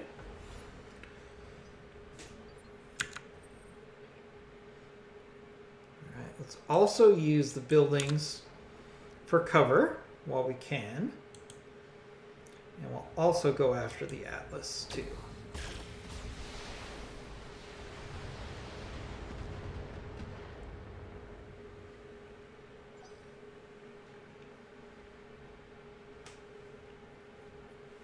Alright, let's see what the Atlas 2 does. It should go after the Night Blood Asp. Let's see. Nope, went after the Direwolf. Okay. That's actually good. If I can get the Direwolf up, we're actually going to eject to minimize his further damage and injury. Alright, Mackie. Alright,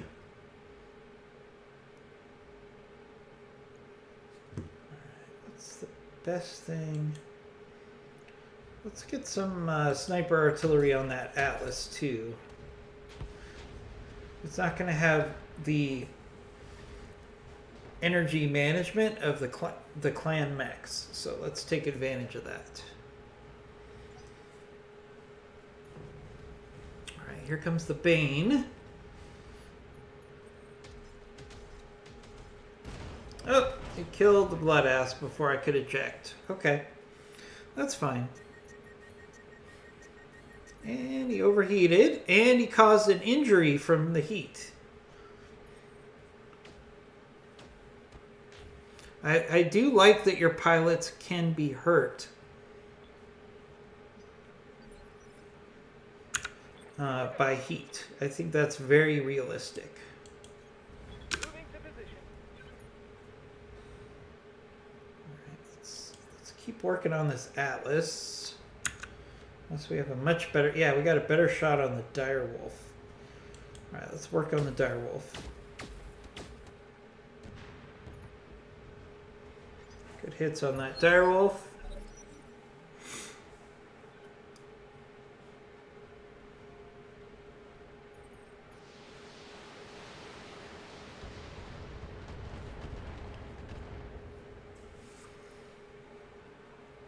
We have to achieve the objectives, but we'll do that after we clear out these enemy mechs.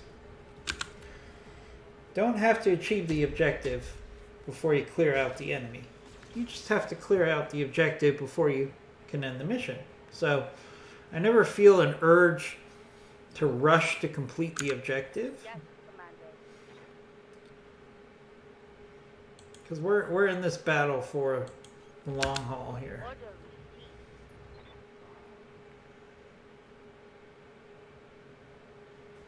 received. actually go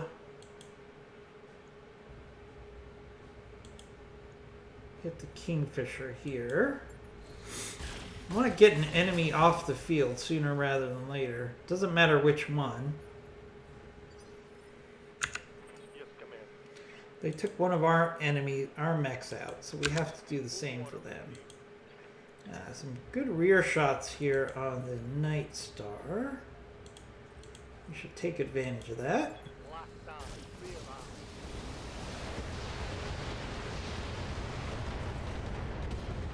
line. Ooh, very solid hits on the Night Star. Target taking a critical hit.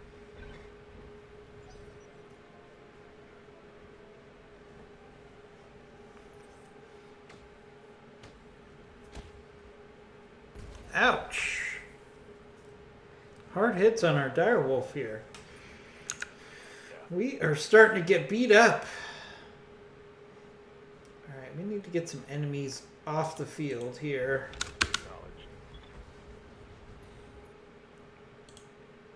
I don't care who, we just need to get some enemies off the field because we are taking some damage. More damage than I would like.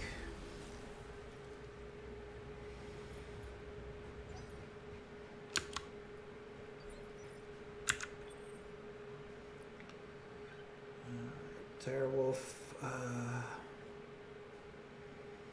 Let's see. Let's get you out of the range of direct fire, so you can stabilize. And let's do a precision strike.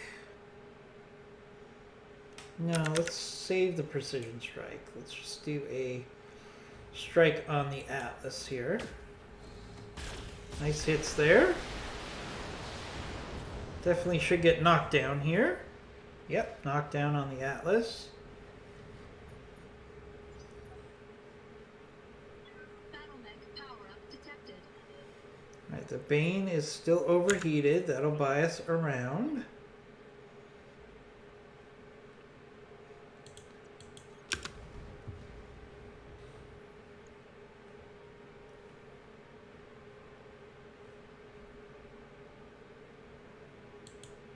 Let's put some sniper artillery on the other direwolf here. Maybe we can get a bonus of getting knocked down as well. Use aim shots more. So Santa Claus, the reason I'm not using precision strikes is because in the new updated mod, those are not going to be available. So precision shots are not going to be the same as they are now, so I'm trying to get out of the habit of just using precision strikes every time. Alright, good hits on the direwolf, and we got knocked down. And that's the last of our Inferno ammo, though. This mission's dragging on. Alright, direwolf is back up. Of course, it was his turn, but we still pushed him back on initiative.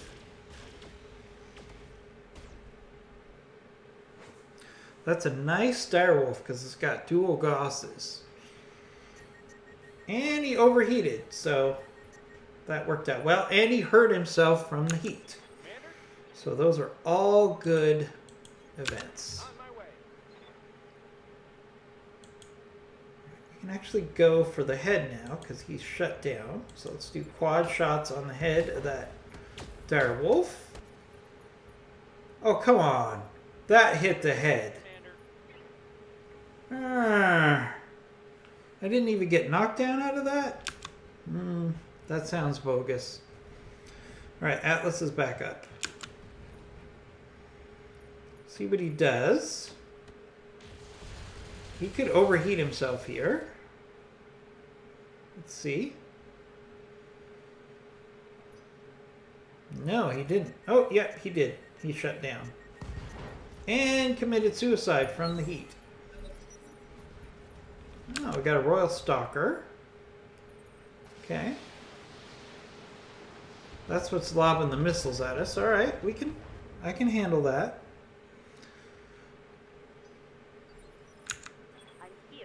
Not a big deal.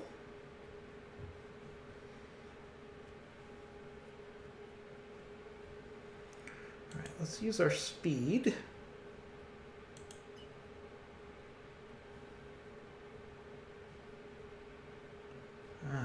Yes, all right, good. Let's use our speed. Affirmative. Get in behind the Night Star. And this should finish that. On enemy 6. There we go. There goes the Night Star. 4 salvageable parts. No shortage of mech parts out of this mission, that's for sure. Alright, the Bane goes after the Timberwolf.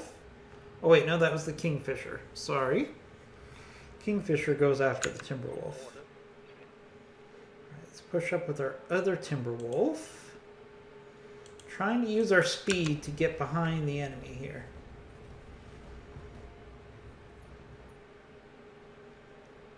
Alright, we got another Kingfisher. And we got this Royal Stalker. Looks like we're going for the Royal Stalker. Yep.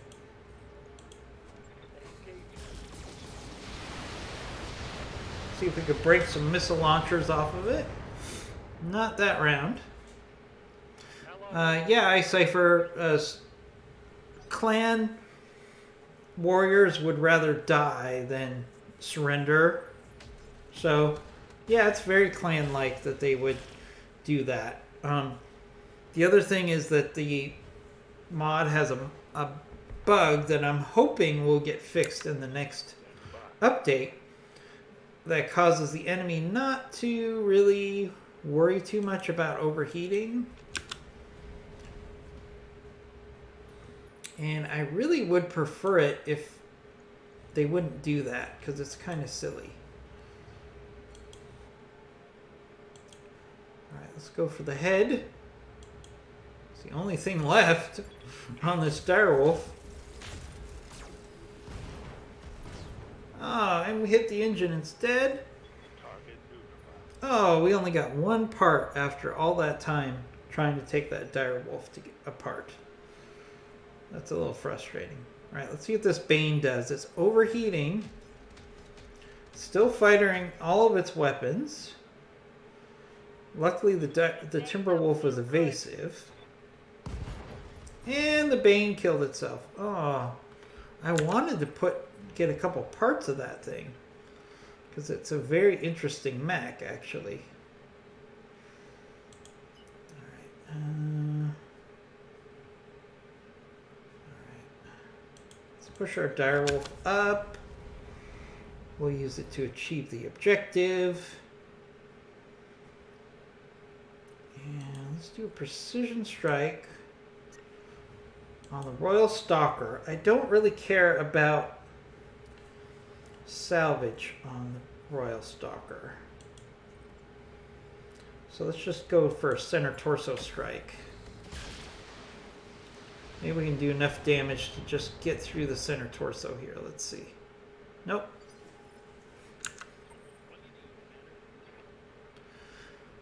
I know the AI heat management has never been good in this game, but it's actually gotten worse.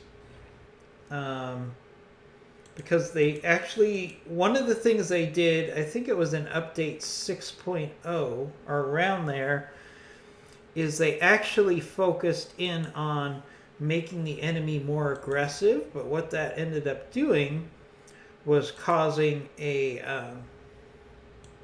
bug that caused the enemy to overheat more. And they haven't really addressed that with a fix yet. So that's one of the reasons that we have this high suicide rate for enemies. Right, Commander.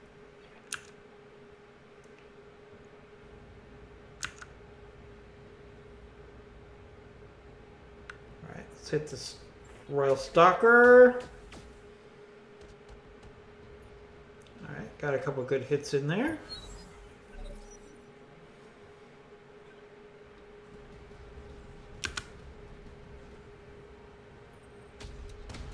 Ouch. Ouch. I knew I shouldn't have pushed up the direwolf. I do not want the direwolf to die. Yes. Reporting. Heavy damage. Alright, so let's see what we can do about that. First of all, 10-4. let's use the speed of the Timberwolf to get some rear shots in on this Kingfisher. See if we can't finish him off. Not what I was expecting out of that salvo. Pretty weak go. See what the Royal Stalker does. Ah, they're going to keep beating up the direwolf. Alright, we're going to have to eject the direwolf. I do not want to lose the direwolf.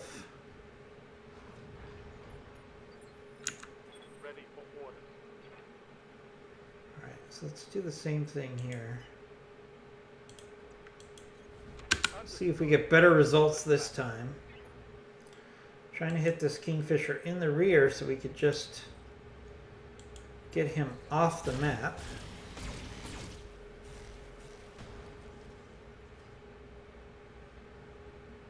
That's a critical hit.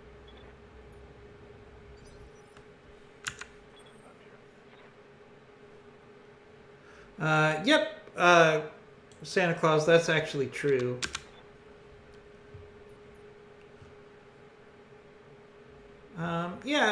Icypher, the urban environment is definitely, I would say, one of the more challenging environments in BattleTech, for sure. The other ones, challenging biomes are the biomes that have extreme heat. So the moon biomes and the Mars biomes are very challenging as well. But that's really just a heat management challenge and not a tactical challenge that you really get with the urban environment. Ugh. We're going to be rebuilding our direwolf, that's for sure. But that's okay. It's just money. And time.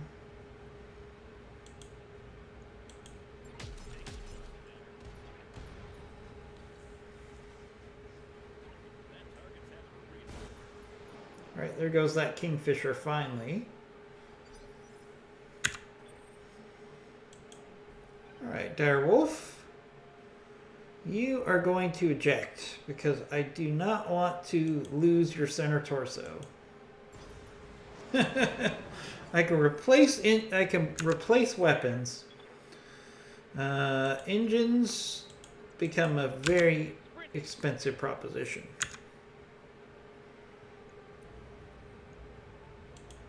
Firing on target.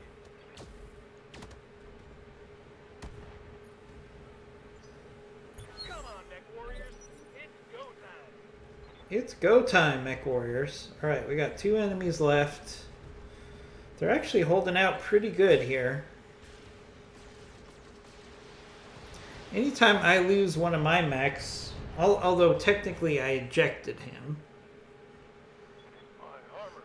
Clans hate urban combat as they hate killing civilians as they're non-combatants and warriors.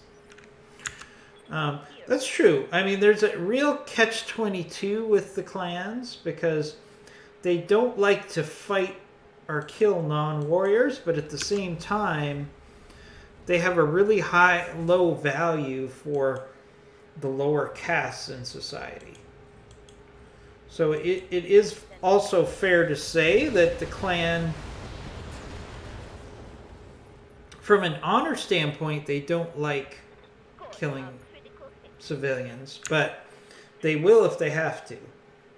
And there are some in the lore, there are some clan commanders who were very, very wise to the fact that they could use civilian casualties to their advantage against the inner sphere as a distraction.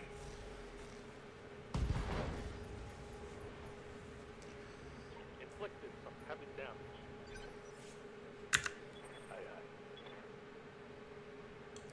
let's finish this map off. Head down. Let's finish this map off.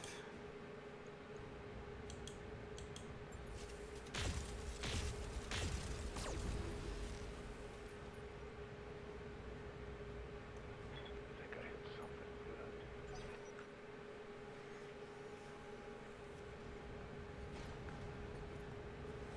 Certainly going to get some good salvage out of this mission.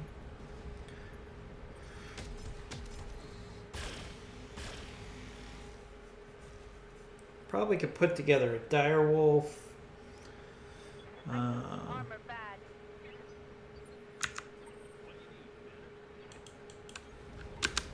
So I'm not going to turn that down.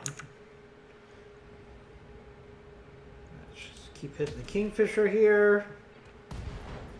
There we go. There goes. Oh, actually, there goes the stalker. Our shot went wide. Damage minimal. Yes, that's very well put, iCypher. They don't care about hurting them, other than the fact that it reflects poorly on their armor. Like, they don't feel guilty about killing civilians. It's more about how they look in front of their peers, and it's kind of the same, but kind of not when you think about it. All right, let's finish off this Kingfisher.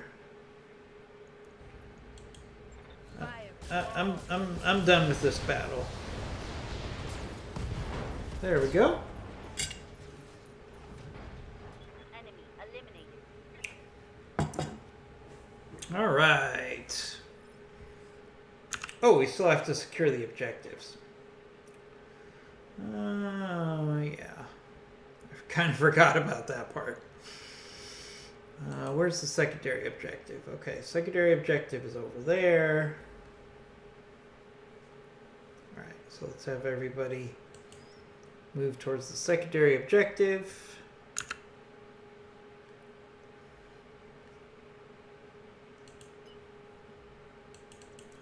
Once we secure these objectives, we can get out of here.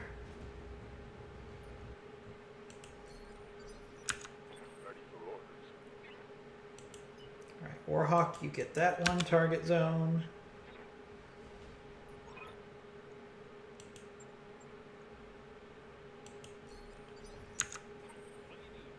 All right, we'll secure the other target zone. Not with the Mackie. The Mackie will take forever to get over there. Good to go. Same thing with the Madar here. Coordinates received. The asset is in hand, Commander. Good work. Alright, let's get to the second objective. Come on. Where is that second objective? Oh, it's way over there. Alright, it's going to take us a while to get everybody over there. Affirmative. Fortunately, we can sprint now. Location confirmed. Coordinates received.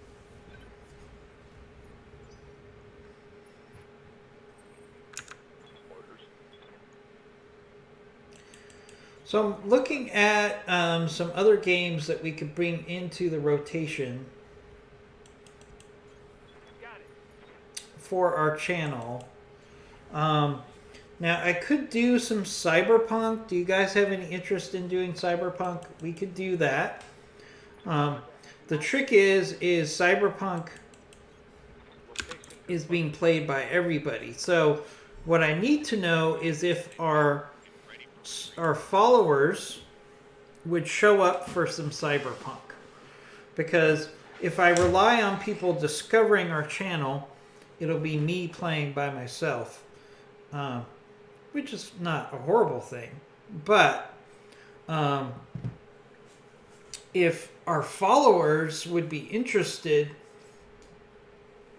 in watching me play some Cyberpunk, then I can go for it and just add that to our rotation when we have extra time available. We'll still be doing plenty of Battletech. All right, so we got to rebuild the Direwolf.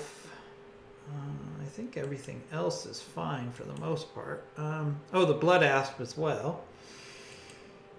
Might just have to scrap the blood asp,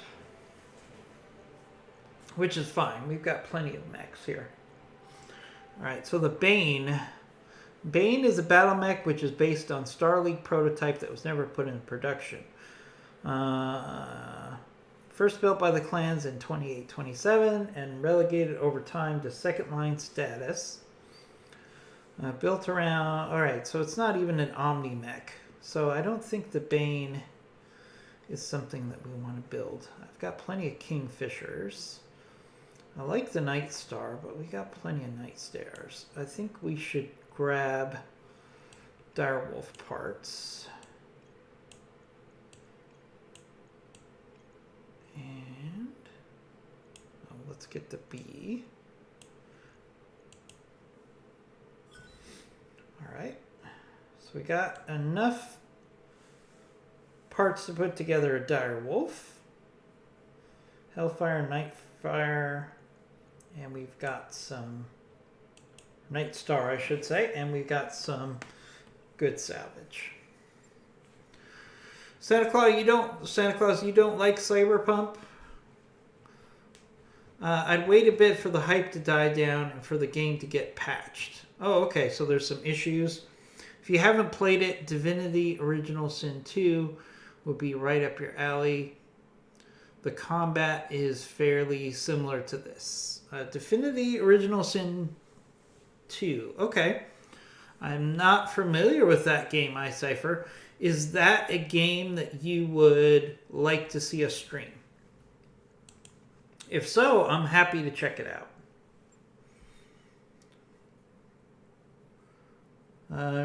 Santa Claus, are you saying no to Divinity Original Sin 2 or no to Cyberpunk?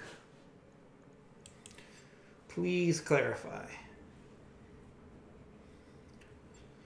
All right, so we got our blood asp. I think we're just going to scrap that. Oh, we get 4 million in salvage, in scrap value for that. Yeah, sounds good to me. I'm getting a lot more than if I sell it, which seems crazy to me.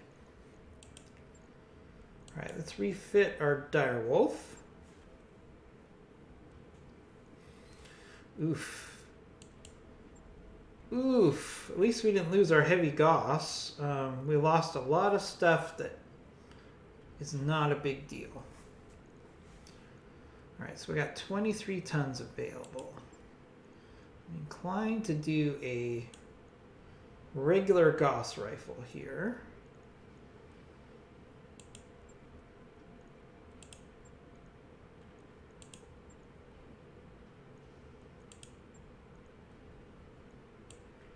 It's 2 tons of ammo. And then we need some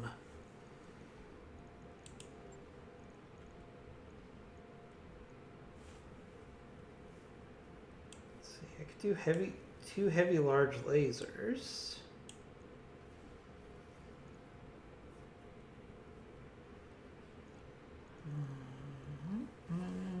No, that's going to give us some heat problems. Let's do... Alright, we need some double heat sinks. Double heat sink there. Heat sink there. Heat sink there.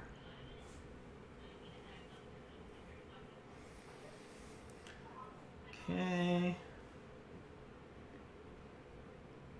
Armor's pretty solid.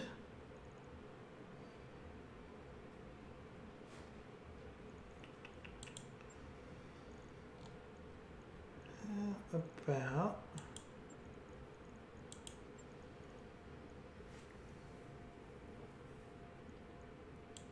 some ER medium lasers.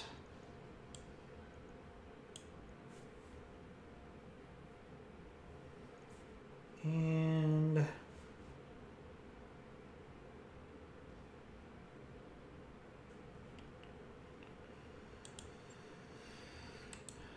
let's put on a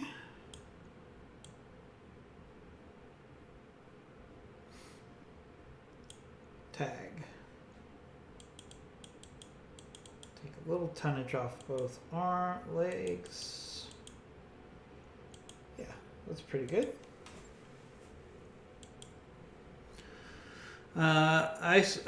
iCypher says it's a fantasy RPG with turn-based combat. I think you'd find the gameplay interesting. Okay. Divinity original. How old is that game, iCypher? Because I like to balance newer games versus. I don't want to play a game that everybody's seen 100 times and we can't really get a large audience out of it. Okay, so we got the Direwolf H, the Direwolf W,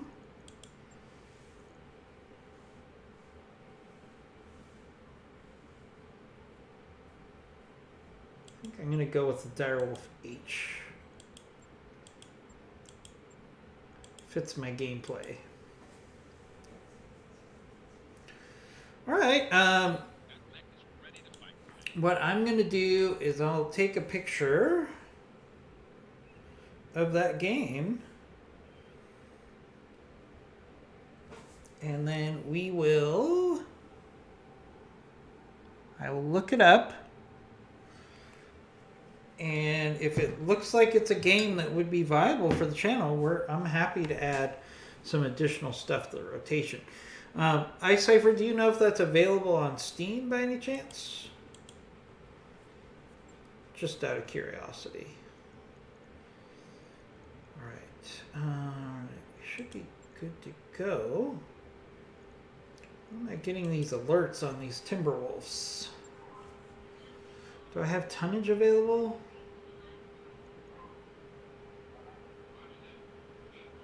Oh, alright. What weapons are requiring ammo here? SRM streaks. Oh, there's a SRM 6 on here. There should not be. There should be a streak.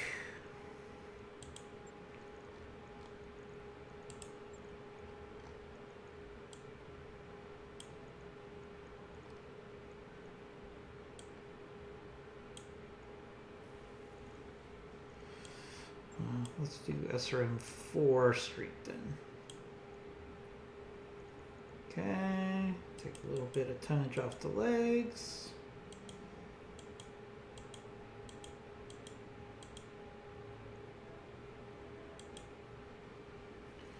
Alright, those legs are pretty squishy.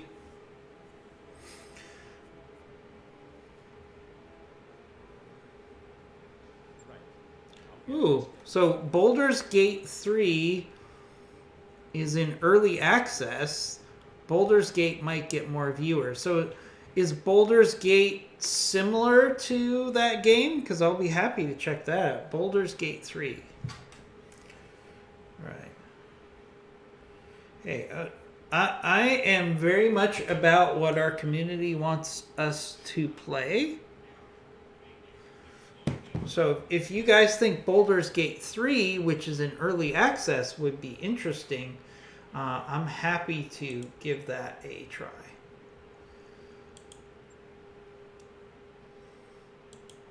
Alright, we got a destroy base mission. 4 skulls.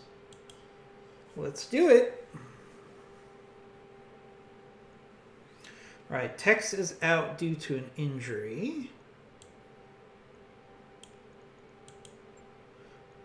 I have an executioner I haven't used either, so we should keep that in mind. That's a viable option for us. Right, we'll take Tainted Loki and the Direwolf. Alright, what is our other...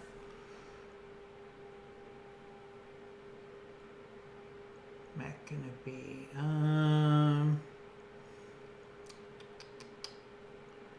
Yeah, we'll take the linebacker. The linebacker is a little squishy, but we'll take the linebacker.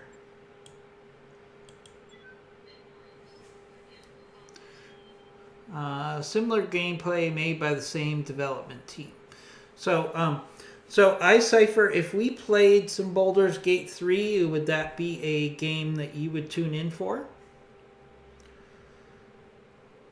I just want to make sure we have a certain minimum level of interest to make sure that we have some great people in the chat room, because that makes things a lot more fun than me just talking to myself. So Baldur's Gate 3, I'd be happy to check that out. So I'll look into that. I can look into that Divinity Original Sin 2. I like fantasy role-playing games with. So does Baldur's Gate 3 also have turn-based combat? Because that's really something I enjoy more than real-time strategy. So if that's the case, then Baldur's Gate sounds like a good choice. So what I'm going to start to do is I'm going to start sprinkling in. We're going to start doing BattleTech every other day in the mornings. And then we're going to sprinkle in some other games in the mornings, just to keep things interesting.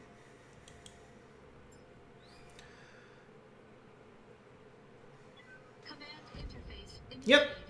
So Baldur's Gate 3 might be. I'll look into that today if it looks interesting. What if we iCypher started some Baldur's Gate 3 tomorrow morning? Ready to rock, Chief. That would be fun. Just try to mix it up. And on the weekends, obviously, I have a couple more hours to play than I do on the weekdays. So that could be another benefit for us starting Baldur's Gate 3, because it would be tomorrow morning, and we would have plenty of time to get into the rhythm of the game. All right, so we got an Executioner, an Atlas 2. All right, let's take the rear shot on the Atlas 2 while we can. Target locked on enemy 6. All right. Ooh, engine critical already on the Executioner. That's good. So I'll look at Baldur's Gate 3. If it looks something... This is going to make my sleep pattern even worse. iCypher. Well, what I could do is I could make Baldur's Gate something I play in... So the mid-afternoon, so that would be about 10 hours earlier your time, iCypher. Would that, so basically I could make Baldur's Gate an afternoon game here in the US, which would probably be earlier for you in Australia. So that's something I could certainly do. I certainly don't want to be responsible for you having bad sleep patterns. Ready for order. So, I mean, what I could do is I could just keep playing BattleTech in the mornings.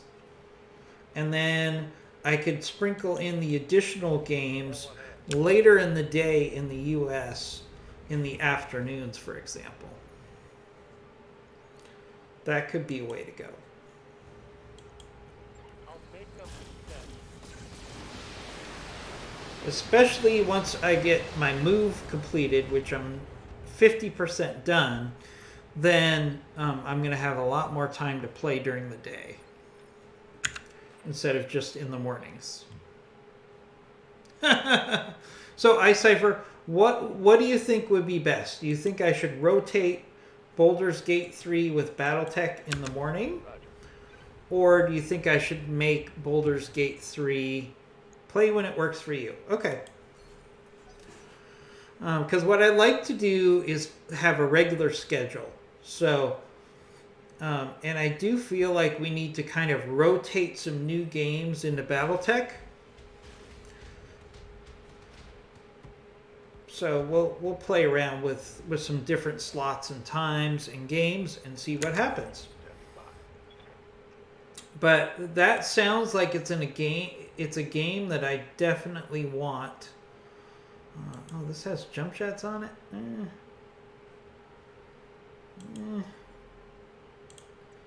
All right, we're gonna get a little risky here. Put my direwolf on a building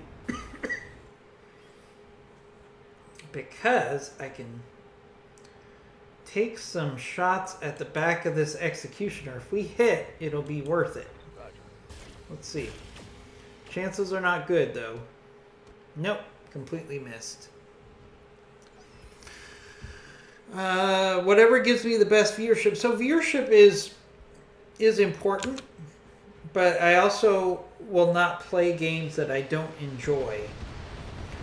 That's a very strict rule that I have. I know there's some streamers that will play whatever game will get them the best viewership, but I really try to focus on games I enjoy as well. Alright, what's going to give us the most bang for our buck on artillery? We're going to go after the Atlas II here. We'll do Battlelord. Maybe we can really have a good chance of shutting down this Atlas II. Let's see.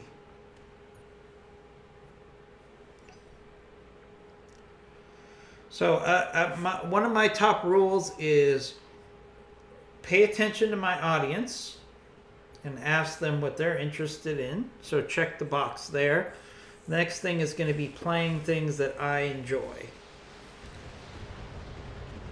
So Baldur's Gate sounds like it's an interesting game. I like Dungeons and Dragons style games. It's been a while since I played anything like that. So that might be a good option. So what I like to do is I like to play a little bit off camera just to make sure I know somewhat what I'm doing. So maybe I'll try to find some time tonight to look at that Baldur's Gate 3.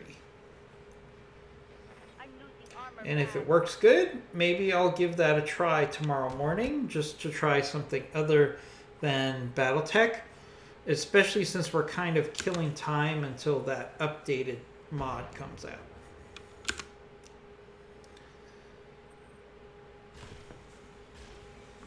But I'm always going to be playing my BattleTech. So it might be that I just should keep BattleTech into the morning's rotation because it works pretty good for us, and then sprinkle in some other games when we have the opportunity.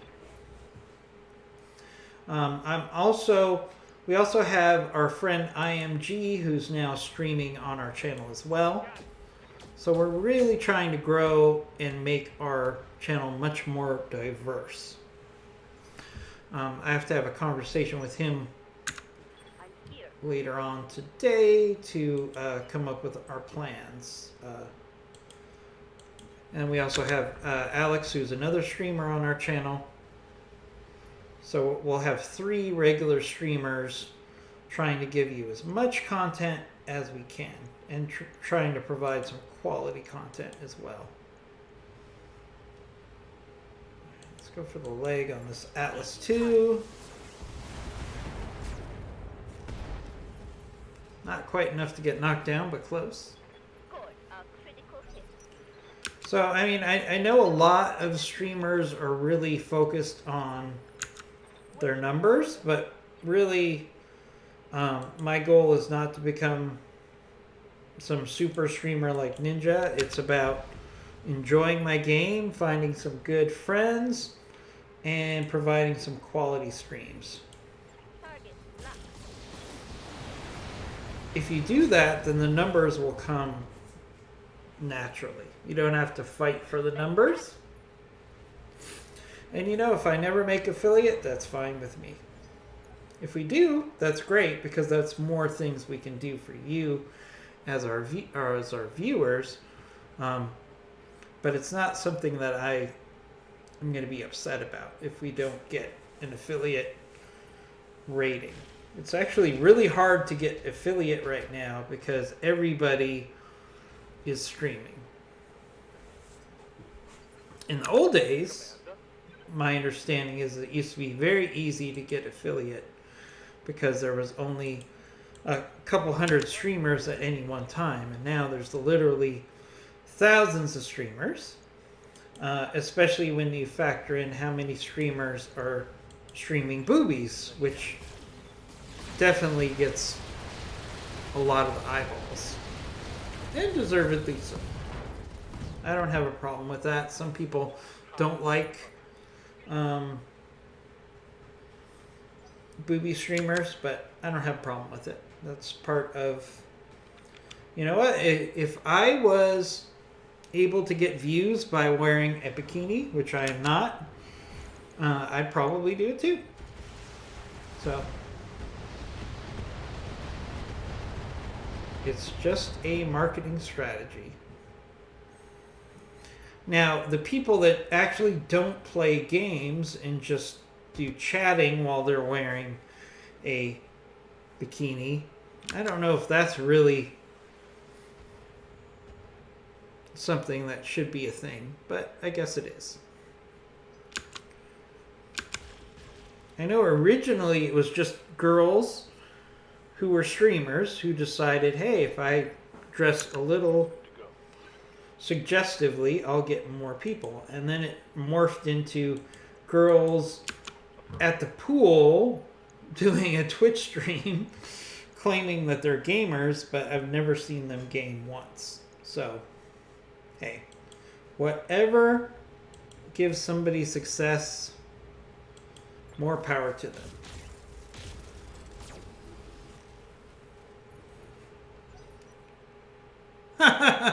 A lack of boobies is a serious disadvantage. Yeah, you know. I mean, I guess I could go the other way with my fitness plan and get some boobies, and then maybe I would get some viewership out of it, but that's not the way I want to go. Again, I don't have any problem with people who do that because they're using their talents, and some of those people have a lot of talent, if you know what I mean. So I just find it kind of bizarre that people really are so obsessed with those streamers, because most of the time it's guys that are hoping to develop a relationship with the streamer, and usually they have boyfriends. So it's kind of disingenuous because they're not gonna. It's not going to be a real opportunity for a relationship, but it's not like the booby streamers are saying, "Oh, by the way, I'm married, so you've got no chances with me," because that would cut down their subscriptions. So it is what it is. You know, I personally, I don't understand why, if someone wants to see boobies, they wouldn't just turn to pornography, because you're going to get a lot more of what you're getting. But I think mostly the people who like to watch that sort of stream, it's because they are interested in the... Oh, we got reinforcements coming in. Okay, great. Where are the reinforcements? Huh, they dropped right behind me. So we got a blood asp, a stone rhino, and a timber wolf, and they all dropped right on top of me. That just seems unfair. I hate this. I don't mean to be picky, but I mean, that just seems unfair. All right, let's see if we could just finish some of these initial targets off here. Yeah, it does have a lot to do with loneliness, I think, iCypher. That is definitely true. especially in this environment. But I see the money that gets thrown at some of these young women, and it's pretty amazing how much money gets thrown their way. I mean, it's a small fortune. All right, this is... All right, so we're going to use our Timberwolf. We got to get some enemies off the field here, or this is going to be a not so good mission for us. All right, let's keep working on this Timberwolf. See if we can finish a Timberwolf off here, that would help. Okay, that's good. Enemy eliminated. Yeah, they're looking for like a opportunity for a relationship, even if it's virtual, with these streamers. But the reality is many of them are actually in relationships, and they're just doing this for financial gain. They're not really interested in putting themselves out for relationship opportunities, but that's clearly what they're marketing when you think about it. All right. Okay.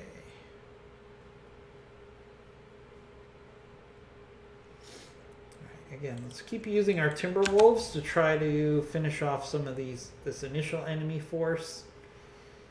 Although that puts them in range of these turrets.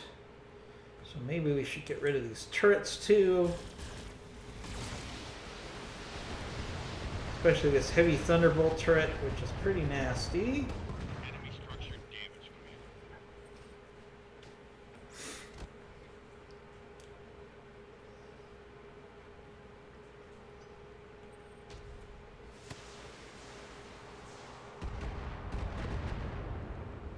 Yeah, it is. I do think it is a little manipulative. Like I've seen videos on YouTube talking about some of the bigger Twitch booby streamers, and there's lots of evidence that they are in serious relationships or even married. So, you know, the chances of having a real viable relationship with any of them are obviously limited in that scenario. All right, we're gonna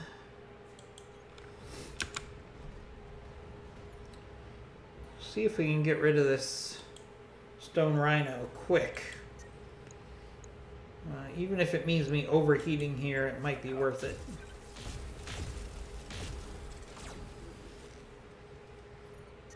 All right, good hits on that stone rhino.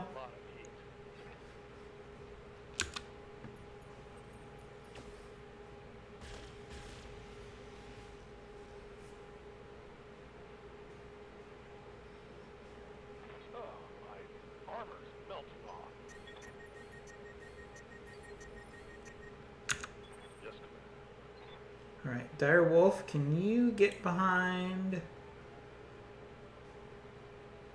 that stone rhino? Yes, you can. Alright. I just want to get this stone rhino off the field quickly if we can, since we had these enemies just kind of jump in.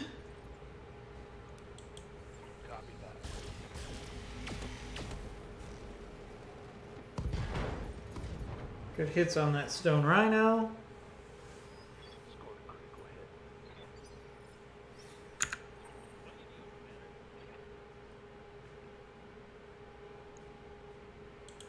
I want to get our Mackie.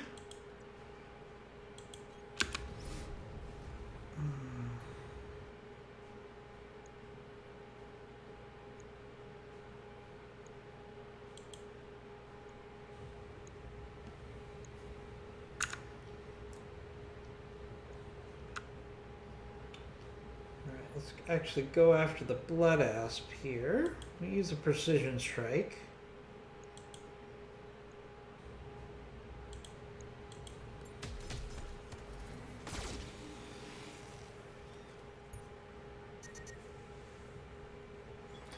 Icipher says, at the same time, you know what they say about a fool and his money. If guys are dumb enough to throw their money away, that's on them. True, but in the case of some of these booby streamers, some of these guys who are throwing money at them don't have a lot of money. So they're putting themselves in financial harm over this fantasy that this attractive woman is going to give them the time of day. Yeah. Again, it's not a perfect situation. Got it. All right, let's see if we can get rid of this Timberwolf really quickly here. Targeting enemy backside. Missed on some of those shots.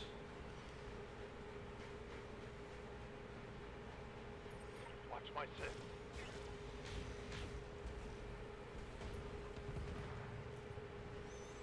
All right, these ambushers are really giving us a Task. headache here. Oh, Mad Dog, where'd he come from? Oh, I love it when the clan go for melee because they miss like 90% of the time. It's just hilarious. Like, you have to know the strength of your mechs. I would never go for melee. Hi, IMG. I look like I'm in a closet? Nah, not quite. Pounding, Commander. I'm in a utility room in my house while the rest of the house is being painted. But at least we're in a good space. So, IMG, as long as you're here, we had some interest in the chat room about us adding some Baldur's Gate 3 to the chat room since it's in early access. Do you have any thoughts on that? Is that something that you think would be a good addition to our rotation? And I do mean our rotation because you signed up for this madness. Alright, let's see if we can get rid of that Thunderbolt turret. Got good shots there. Yes, we're going to overheat a little bit. Eliminated. My heat gauge is getting pretty high. I've been relegated to the garden shed. Hey, this is all just temporary while we get the new studio set up. So, IMG, do you think that's something that lots of bugs and crashes? Yeah, I mean, there's going to be some bugs and crashes because it's an early access game. The other thing we could consider is if it would be something that you would want to maybe take a stab at streaming IMG since you're already playing it. That's another option too.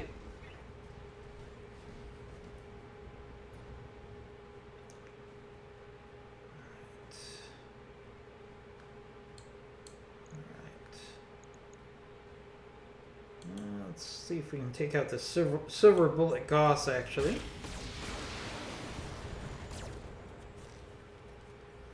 We're just trying to mix up the rotation IMG a little bit. We've talked about getting some different games into the mix on the channel.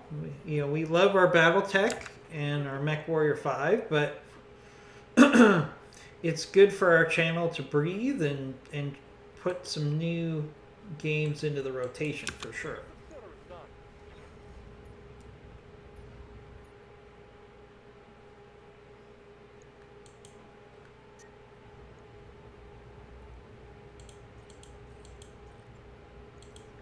I'm gonna make some fun.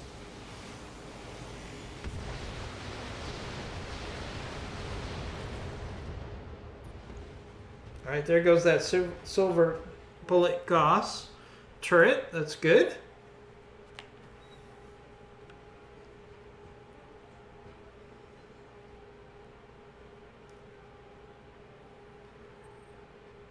Yeah, iCypher, I've actually streamed all of the XCOM games as well. Those are fun too. That's another option as well. But I'm trying to mix in some newer games in addition to the old classics. So maybe Baldur's Gate 3, even if we just accept that there's going to be some bugs and crashes, might be worth playing. When is the new patch IMG coming out for Baldur's Gate? Do you know? Maybe we time it with the release of that patch.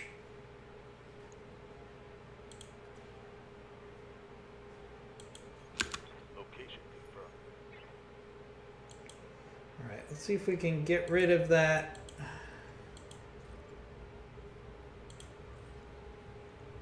Stone Rhino here. Doesn't have that much left. Alright, there we go. There goes the Stone Rhino. Nice.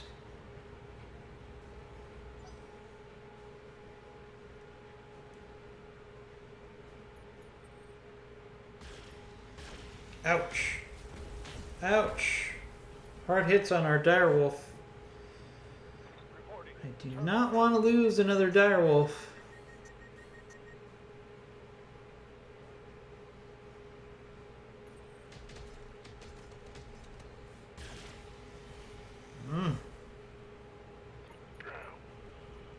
Oh no, head hit. That is not good. That direwolf needs to be... Oh, engine destroyed. Alright. Alright, well, that solves that problem. We got a enemy reinforcement lance dropped right on top of our head IMG, and it is giving us all kinds of headaches.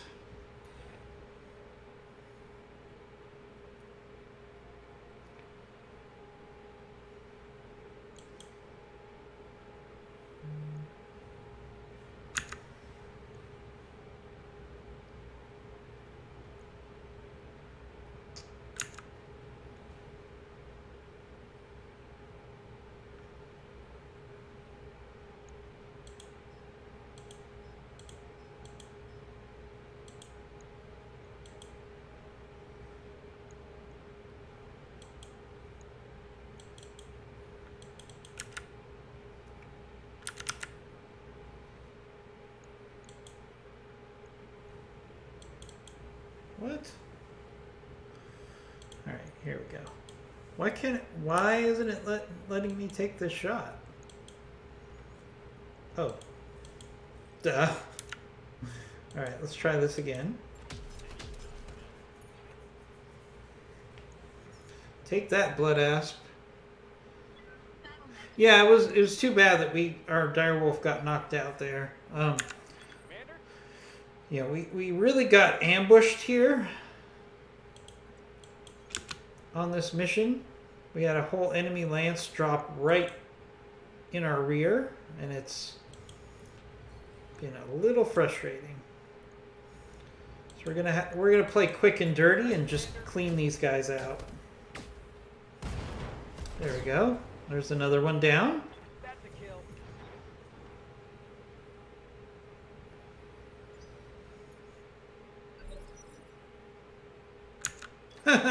How was your MRI? When do you get results? IMG. Alright, we're going to have to keep our linebacker evasive. It's already taken a lot of damage. I'm kind of ignoring these mechs here, because we need to get rid of these turrets or they're going to eat us alive.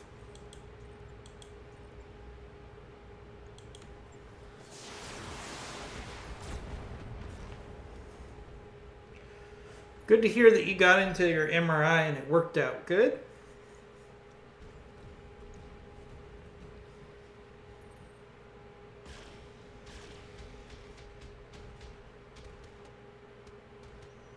Results should be available Monday, but your appointment is the following Monday. Oh, so you're going to have to wait 2 weeks, or no, 10 days for the results? That's actually not too bad. Given everything going on medically right now, I could see how it would be easier to get results because everybody's canceling a lot of non-urgent medical appointments due to COVID right now. So that's a good thing. All right, there goes a turret. That's a kill.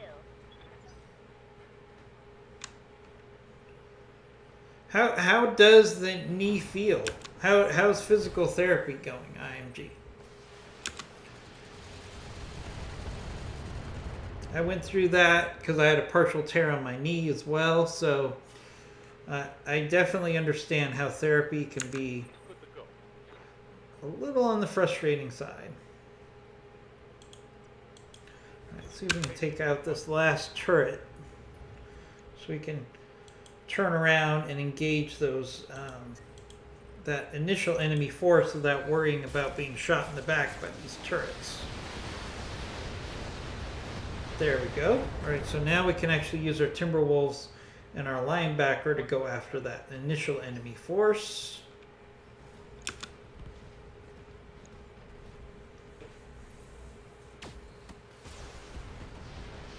Oof. Hard hits on our Mackie there. Not cool. Receiving.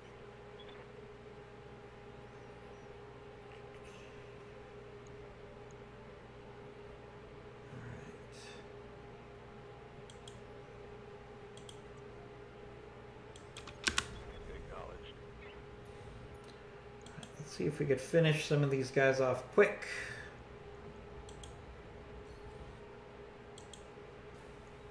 All right, let's go for the head on this Blood Asp. Engaging target.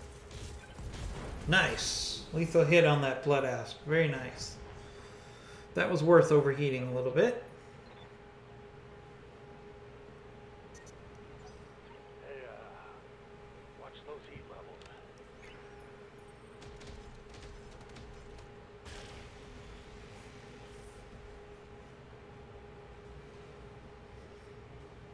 Wow, that was bad. So, oh yes, the other Blood Asp committed suicide. Very nice.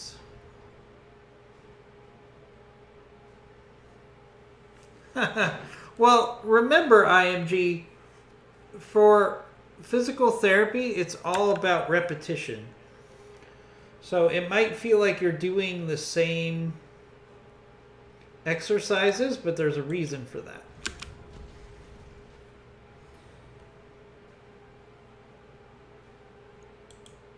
All right, let's hit the Executioner here. Try to overheat it. Now that we're going to be circling back to take out that initial enemy force. Nice hits on the Executioner.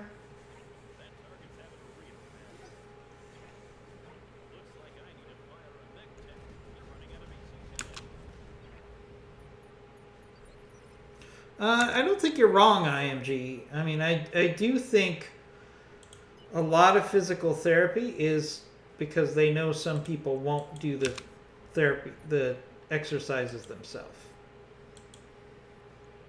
All right, let's go for the head on this Timberwolf. Firing on target. No luck.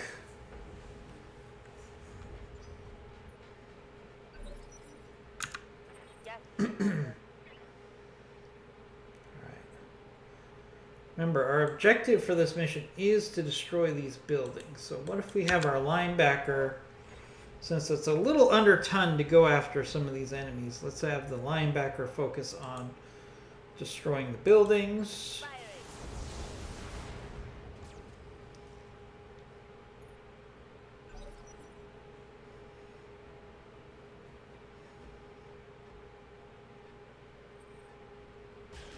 Wow, iCypher, that's a crazy story. So you smashed your kneecap and you had to have your knee reconstructed. You were in plaster for 9 months. So 3 years really altogether before you were close to back to normal after that knee injury. That is devastating. That is like, that's nothing compared to what I had. I'm feeling very lucky at the moment that I didn't have nearly the same issues that you had. I just had a partial tear in my ACL, and that took me a year to get back to maybe 90%.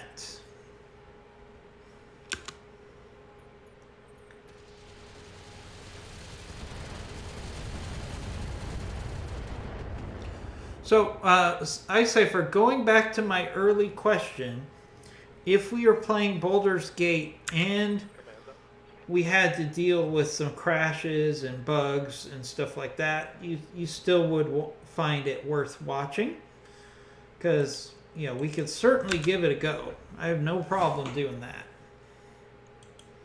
especially since we're trying to rotate some additional games in. Sounds like it'd be an interesting game.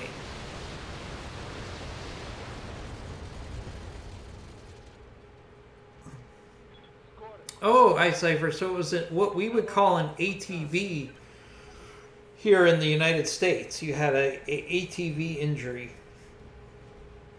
Well, we're certainly glad that you didn't have a more serious injury, for sure.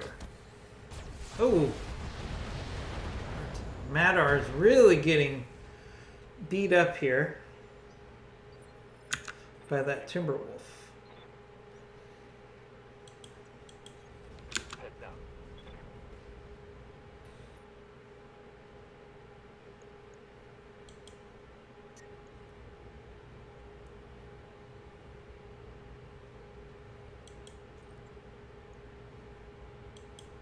Locked on. Yeah, I mean, what we could do, iCipher, if we're going to play some Baldur's Gate, is we could just, as part of the conversations, just let people know that it is a buggy game in early access, and just let everybody be aware of the fact that there could be crashes, and we'll just work our way around it. Sounds like an interesting option. Another thing I'm going to get into, I've been wanting to get into for quite some time, is do some Elite Dangerous. So that's a game I also want to add into our rotation, because I think that's a very fun game. I've only played it enough to confirm that it's a game that would be a lot of fun for me to play. Ooh, lethal damage with an artillery strike. Very nice. But Elite Dangerous is going to have to wait until I get my studio fully built out, because I need a lot of resources for that. There are a lot of popular games that are glitchy. That's true. Like Battletech for a while was actually pretty glitchy. So that's a good example. Alright, there goes the Timberwolf. Critical hit, Commander.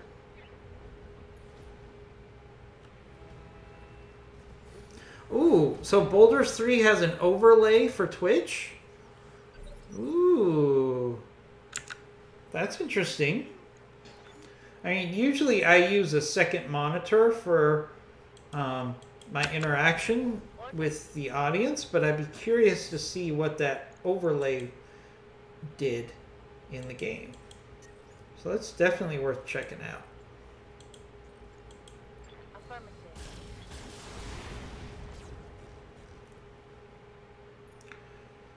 So I definitely invested in some new resources for the studio when it comes out, so I'm really excited about what we can do from a streaming standpoint.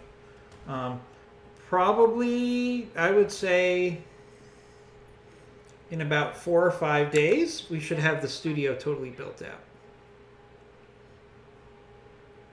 Ooh, people can access your character skills and equipment even if you're not looking at it.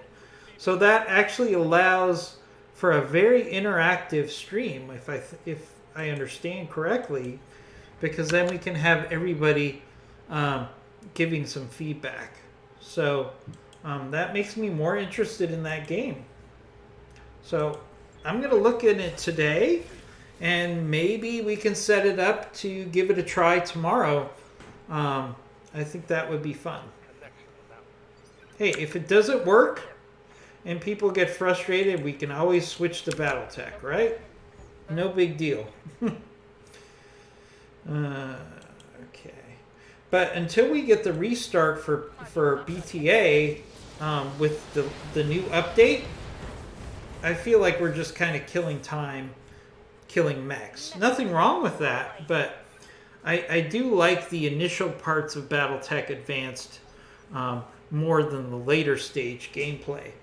I like the challenge of building up a company from nothing.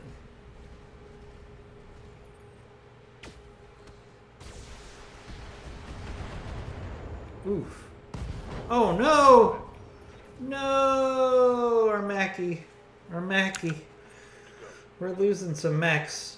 But then again, this was a 5-skull mission, and we got ambushed by a bunch of assaults that dropped right on top of our head. So it's not that much of a surprise that we're taking some lumps here. Fire on rear arm. No one said battling the clans is easy or inexpensive, especially when we're doing a 5-skull mission here. Right, Commander.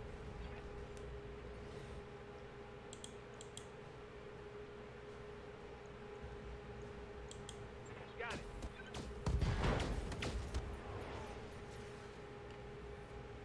Critical hit, Commander.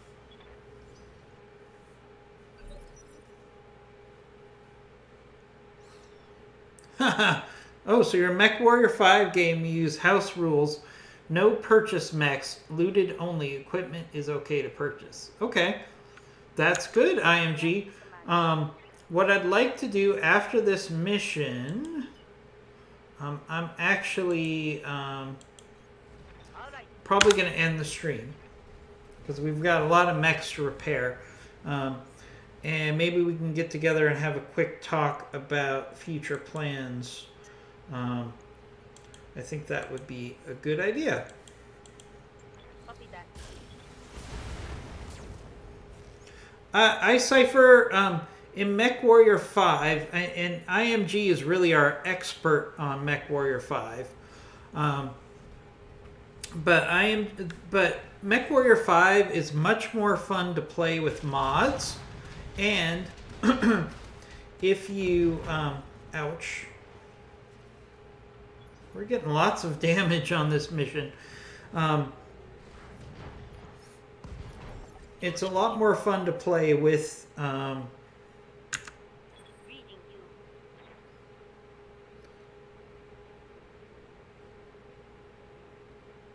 it's a lot more fun to play with your friends versus the AI.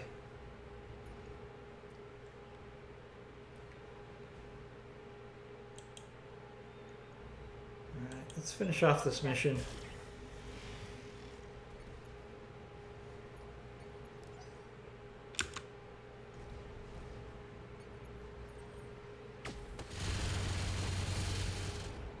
The patch is available today. Really, IMG?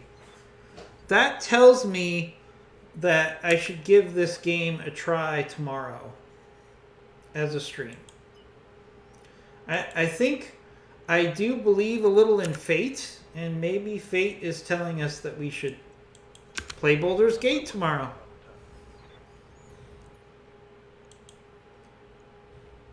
All in favor of, in the chat room, of giving Baldur's Gate a try tomorrow? I am voting yes. If we have enough people that say yes, then we'll give it a try tomorrow. Waiting for orders. Hopefully I'll get in some playing time. The game is enormous, close to 100 gigabytes. Uh-oh. I'm going to have to clear some other games out, which is fine. I'll just get rid of BattleTech. Just kidding. BattleTech wouldn't even scratch the surface of the memory I would need to clear out. But there are some other games that I don't play right now that I can clear out. Commander? It sounds like it would be worthy.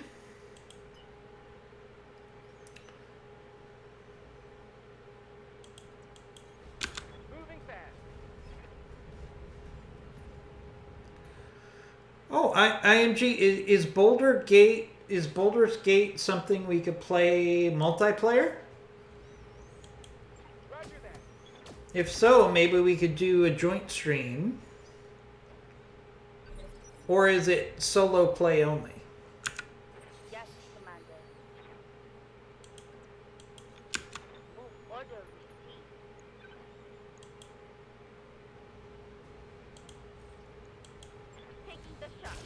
it's totally co-op.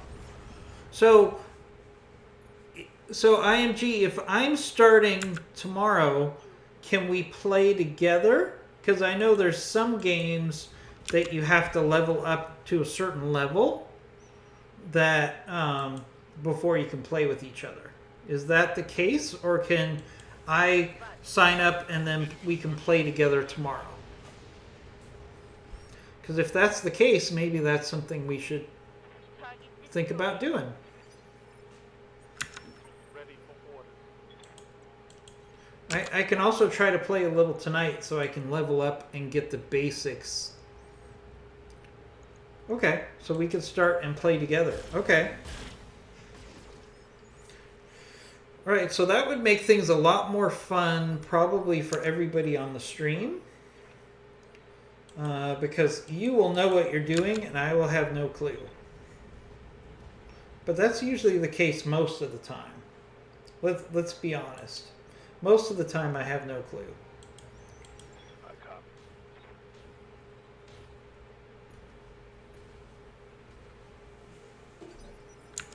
Waiting for orders. Moving to position.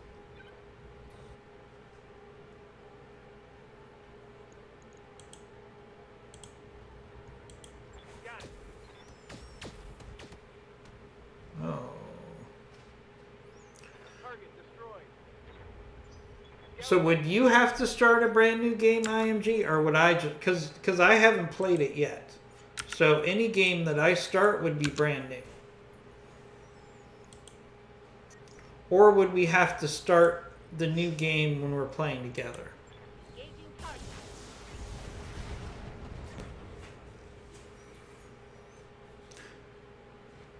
Tell you what, we'll come up with a plan off camera, and we can either play solo or we can play multiplayer tomorrow, or we can play a little bit of both. That will work too. Target locked. But I think my mech company needs to lick their wounds after this mission, so I'm going to download it Target destroyed. and see if we can play a little later. All right, mission successful. That was an expensive mission, I got to tell you.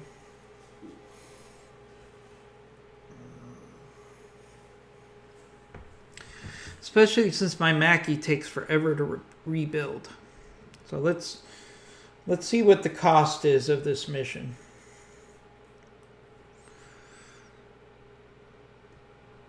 We lost a dire wolf, which we have to repair. We lost a Mackie, which we have to repair. We got significant damage to a timber wolf as well. So let's see, the dire wolf needs to be rebuilt. The Madar needs to have some significant repairs. The Mackie lost its core. This is going to be painful, so I'm actually going to do these repairs off camera. You spoke too soon when you said I was bullying them. Hey, that was a tough mission. I mean, we had some significant enemy forces there. And they dropped an enemy lance right behind us, which was the problem, really. All right, we're going to take the Stone Rhino part. We're going to take the Atlas II part. I guess I should take the Executioner.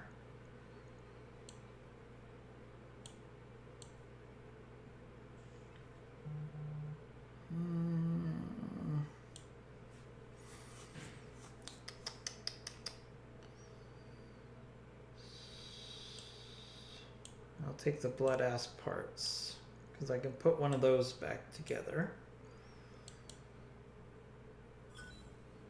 All right, so we got Atlas, blood ass, Executioner Prime, Stone Rhino, Sun Spider, and a Timber Wolf, and some components. All right, not too bad.